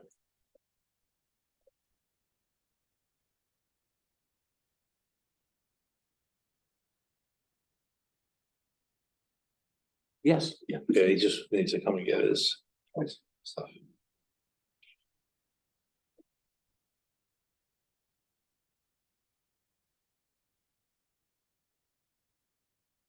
The cruise camp, yes. I'd just like to reinforce a couple points before you guys go into deliberations. Okay. So for one is, again, my clients have been, willing to compromise the whole time. At the beginning, when they first were looking to extend out 108 feet seaward to mean low water, we worked with Mr. Singer and made a variety of reductions, including 25% reduction on the pier, 25% reduction on the float, 30% reduction on the seaward encroachment. So in terms of compromising, you need to find middle ground. So my clients have reduced the scope of the project in an effort to compromise. Unfortunately, the objector has just stayed fast at 50%, 50 foot seaward of mean water, period.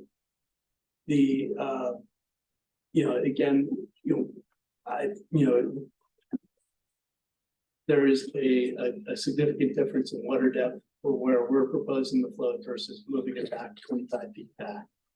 I think, as was pointed out, the impacts of this project, where we're proposing it versus 25 feet back, overall, the impacts are very, little in difference. And the height limitation, for example, the same issue is there, whether the pier, the project is longer or shorter. And finally, concerns about the view from the house to the neighbor. I just want to point out the elevations of where the houses are like the grade is elevation 25. So even just standing up, you're at elevation 30 feet above mean low water. And if you're in the house on the first floor, you're even higher. It's like probably one of the tallest spots in Rhode Island. So it's looking, you can look out. You're gonna have to make an effort to look down to see this dock from that vantage point. So anyway, I think that addresses all the major concerns. So I hope it didn't take too long. But is there any other questions? Any questions?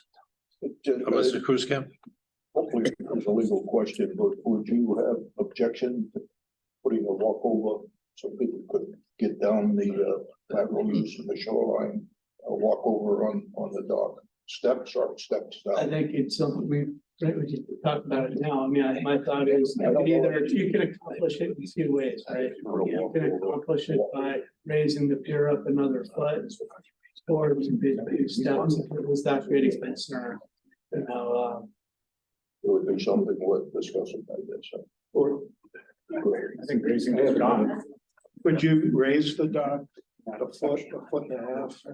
You could raise it, Step it up. I would try not to go more than a foot, only because the more, it gets more vulnerable, especially as you connect it to the seawall, right?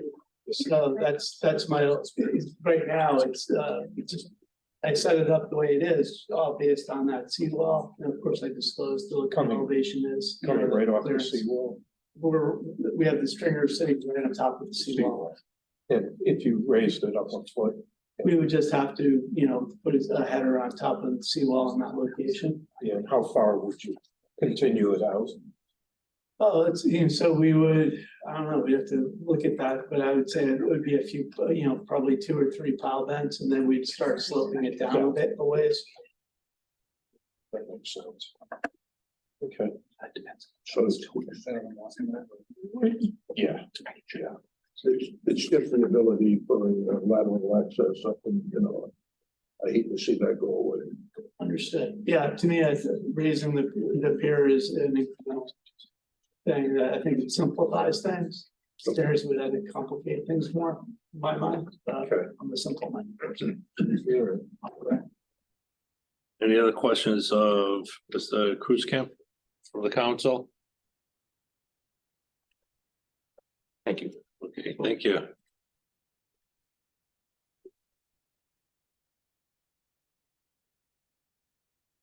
Any questions of staff by the council at this point?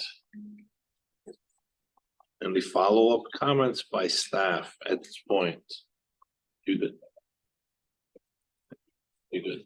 Yeah. Okay. Discussions, motions, questions?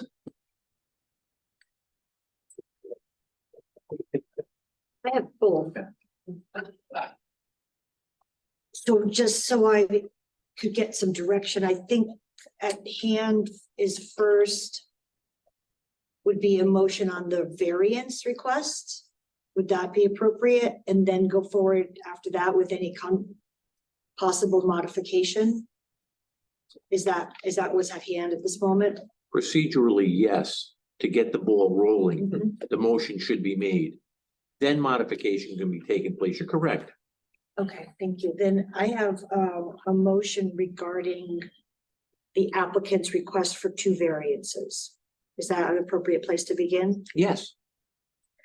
Based on the evidence, I don't believe the evidence presented demonstrates a hardship under Rule 1.1.7, which is necessary for a variance, in particular 1.1.7A6, that the inability to meet the standard would cause the applicant undue hardship. I don't believe any evidence has been presented to suggest that 2.5 inches is any kind of an undue hardship.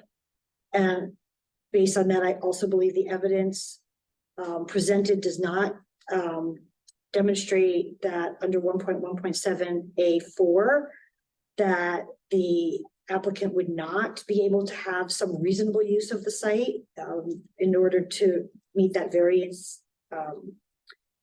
You have to show that the site conditions disallow some reasonable use. Reasonable use is available based on the evidence that's been shown. So based on the evidence, based on the standard, applying the facts to the standard, I make a motion to that the variance request be denied for failure to meet the standard.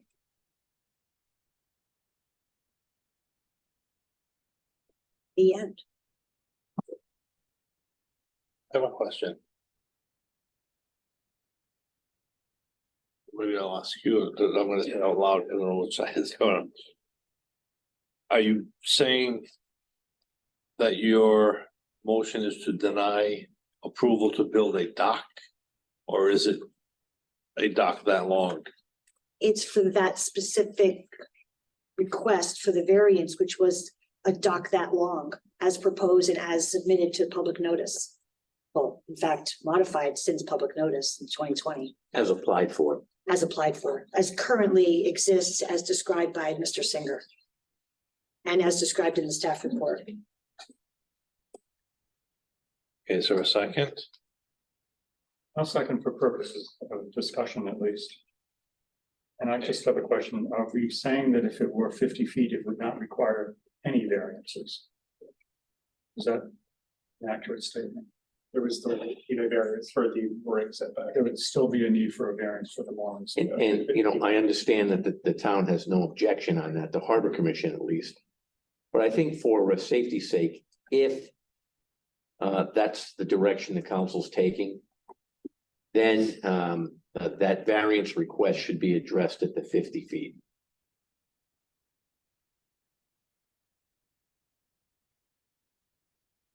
And there's no objection from the objector on for the 50 feet. Correct. For that variance. Yes.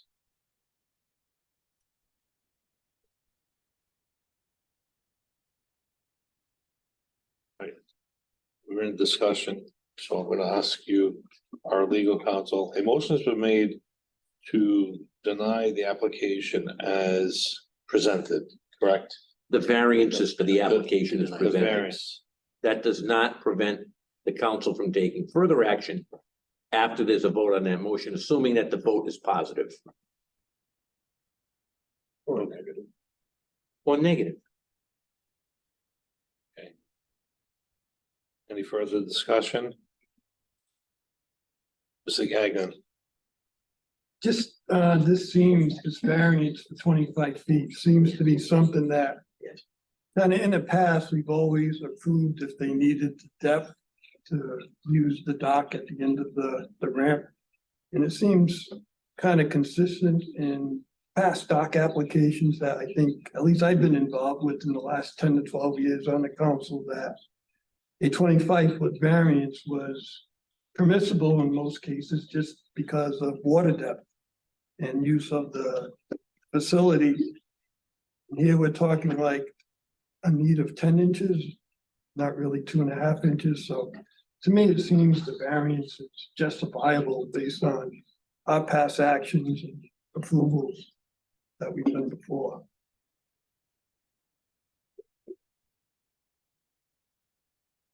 okay. In terms of consistency, I think that's how we've always looked at these issues in the past, in my experience. Just a point of clarification, is it for the 25 feet, how many inches are you picking up? At the terminus, it's 2.5 inches. But they're arguing for the. It's not 10. Along the length of the. I can only do one at a time. Can you say it again? At the terminus, it would gain another 2.5 inches, but their argument is that the length of the float, they would need more water so they could stern their vessel to the shore. I thought the testimony from the applicant was that there was a 10-inch difference in use with that 25 extra feet. At the landward side of the float. Right. Not the seaward side. I'd have to look closer, it's I do remember him saying 10 inches. yeah, I'd have to interpolate the distance to say the exact inches, but yes.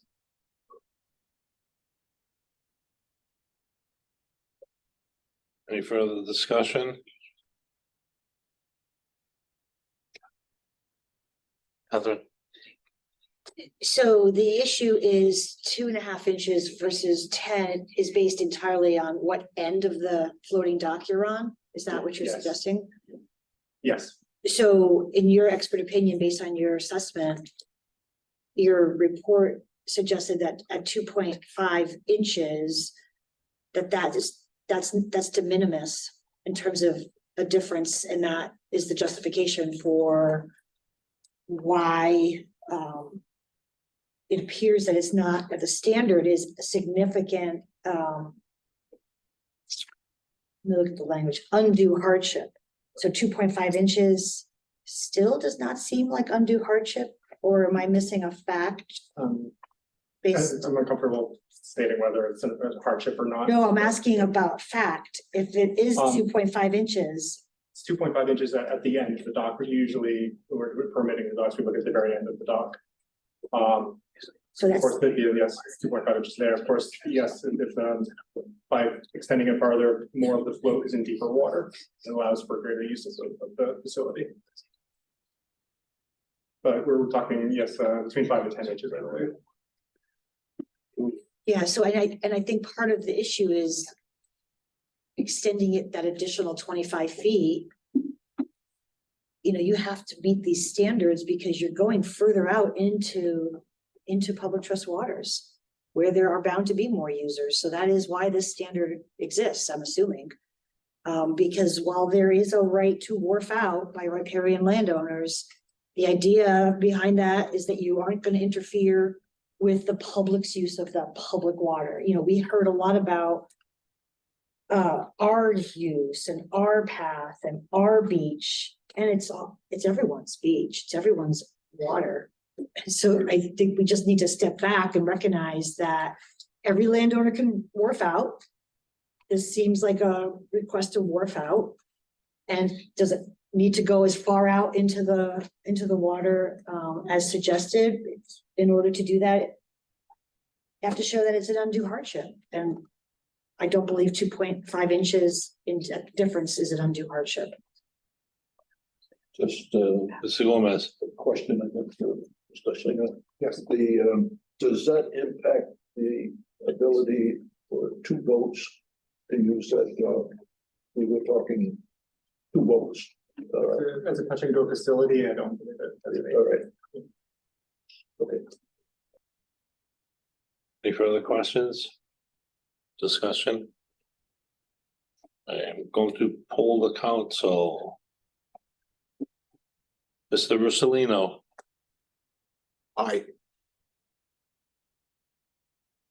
Ms. Hall, Aye. Mr. Gagnon, Nay. Ms. Reynolds, Aye. Mr. Flynn. Aye. Mr. Izzy, No. Mr. Gomez, Aye. I vote no. It is 1, 2, 3, 4, 5 in the affirmative, 3 nay votes on the request for the variance. Which leaves us now. Then it's appropriate now for a further motion, if there's a further motion. Any further motions? Ms. Hall, I would, move based on the evidence that suggested and has been presented that the length of the dock 50 feet, and within the 50 feet setback area as applied to the mooring field.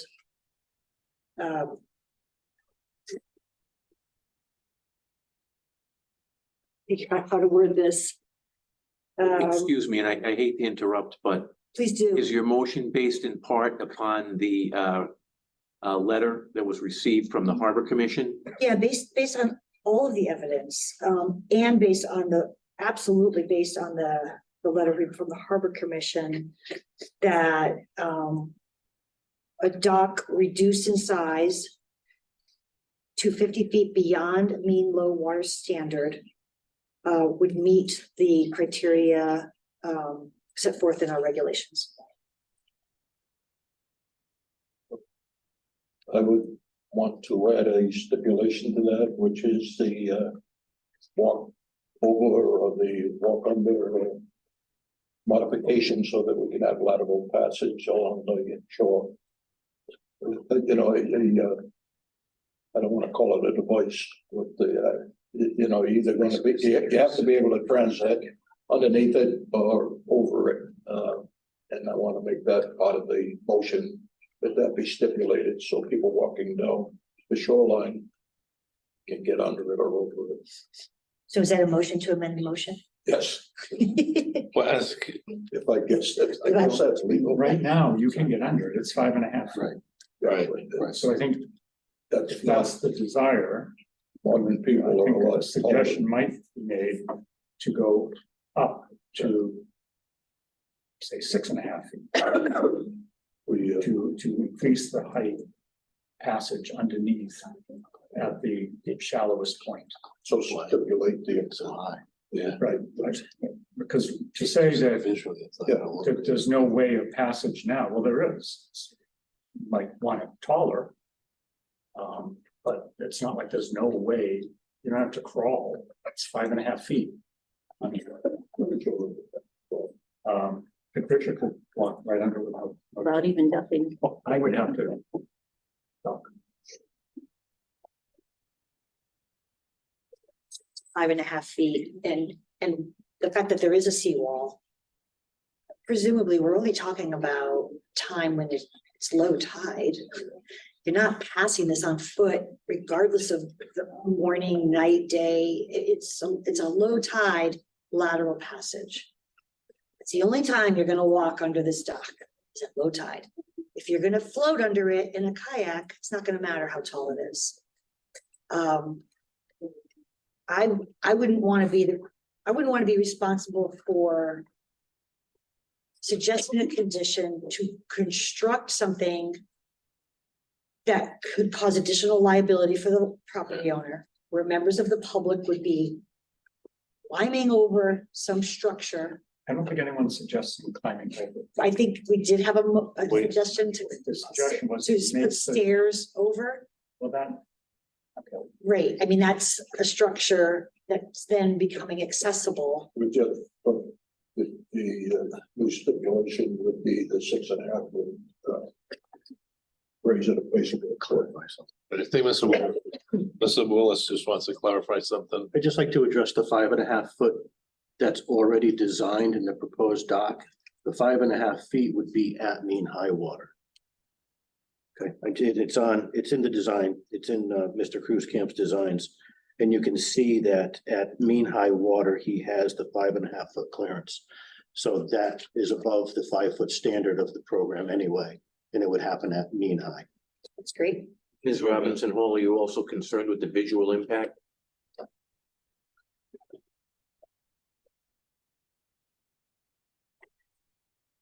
Of what, stairs or? Increased height, Increased height.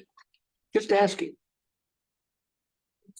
No, I see no issue with visual. I see no issue with visual issues. This is a public trust waterways where you have a right to wharf out and the public has a right. There's no privacy right here for unobstructed views of the ocean.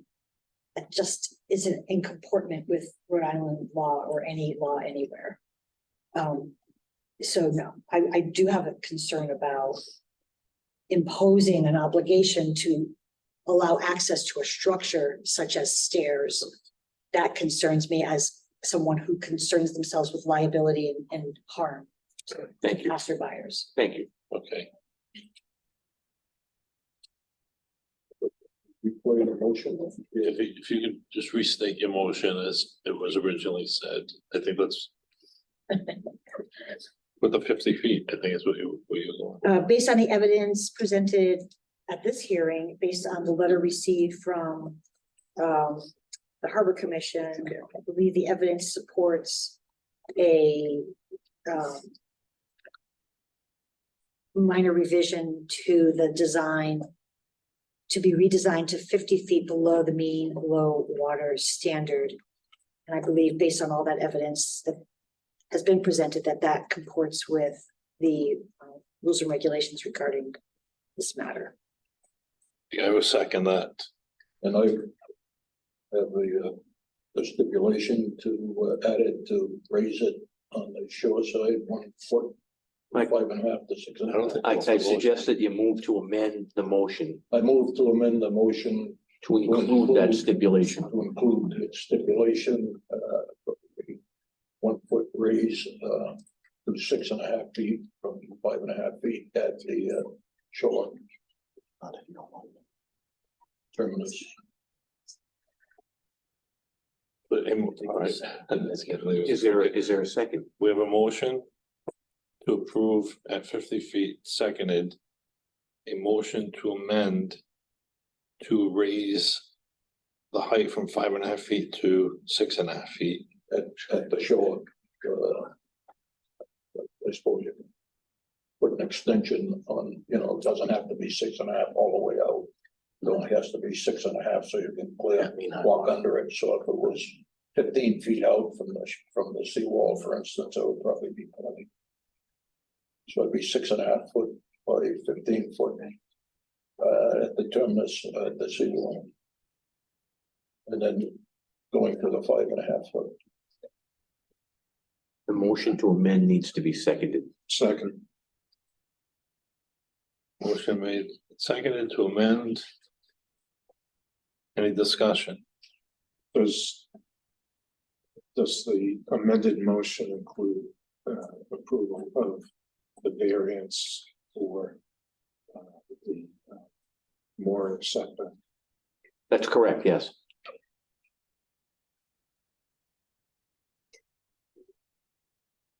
Is it discussion time? No, the motion is only to raise it. Right. Yeah. So if that fails, then it goes back to the original motion. If it Right. fails, it goes back to the original motion. The motion was to amend to add on to the motion this additional stipulation that there be a raise for a 1 foot raise to the height. So we take the vote on the first motion. So what happens is if the motion to amend is approved, then there would be a motion, there would be a vote on the motion as amended. Everything that's in Ms. Robinson Hall's motion plus if it's approved. Okay. Discussion, ready for a vote on the amended? Mr. Flynn, Which motion are we voting on right now, Ms. Law? This is the motion to amend. Motion to amend. Is it the combined motion? No, no, just to amend to add on to the main motion. I'll vote aye. Aye. Aye. Mr. Russolino? Aye. So. No. Mr. Gagnon? Aye. Ms. Reynolds? Nay. I vote no. Okay, The motion is amended. The vote now is on the motion as amended. The main motion plus this one stipulation. let's get shot down. What's that? Where do we go? No, then if there's any other motions, fine. If not, then the doc is denied. So you can't make it, you can't go You back can to make the a further original- motion after this. the If origi- this the isn't original- approved. The original motion? Yeah, no, that's already been amended. If this is on the motion. You it's approved. want it on the record, you guys speak up. This isn't on the record. I'm just giving it procedural, parliamentary advice. All right. Any discussion? Does everyone know what's, seriously, because we're bouncing around, I just want to make sure everyone knows exactly what's on the table and what we're voting on. Why don't you let us know exactly what that is? This is a vote to approve the dock at a length of 50 feet with the variance for the intrusion into the mooring field, based upon all of the evidence that was presented, based on the staff report, and also based on the letter received from the Warren Harbor Commission. With one condition, other than the condition set forth in the staff report, that the height of the dock at mean high be 6.5 feet. But is that? Yes. Oh, okay, So how high? is it? roughly 1 Low. feet higher than what was called out in the plans. A lot higher. That's what you're voting on. Sort of. I'll take a second.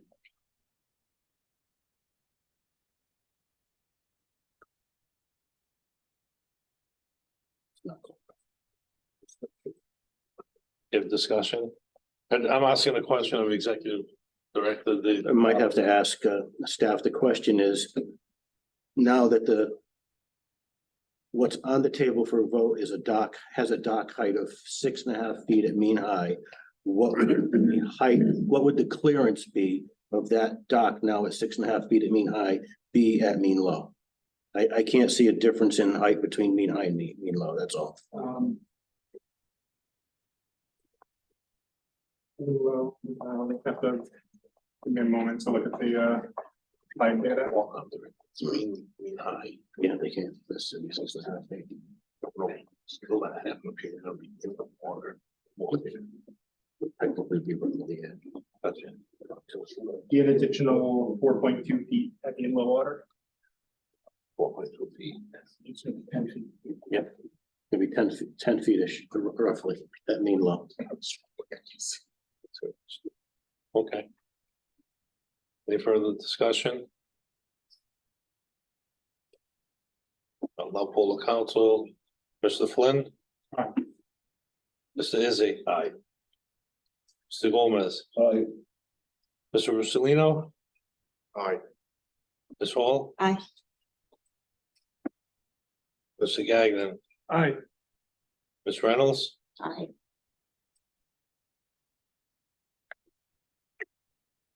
I'm voting no, only because the question, the answer that I got, but it's approved that way, right? Correct. Yep.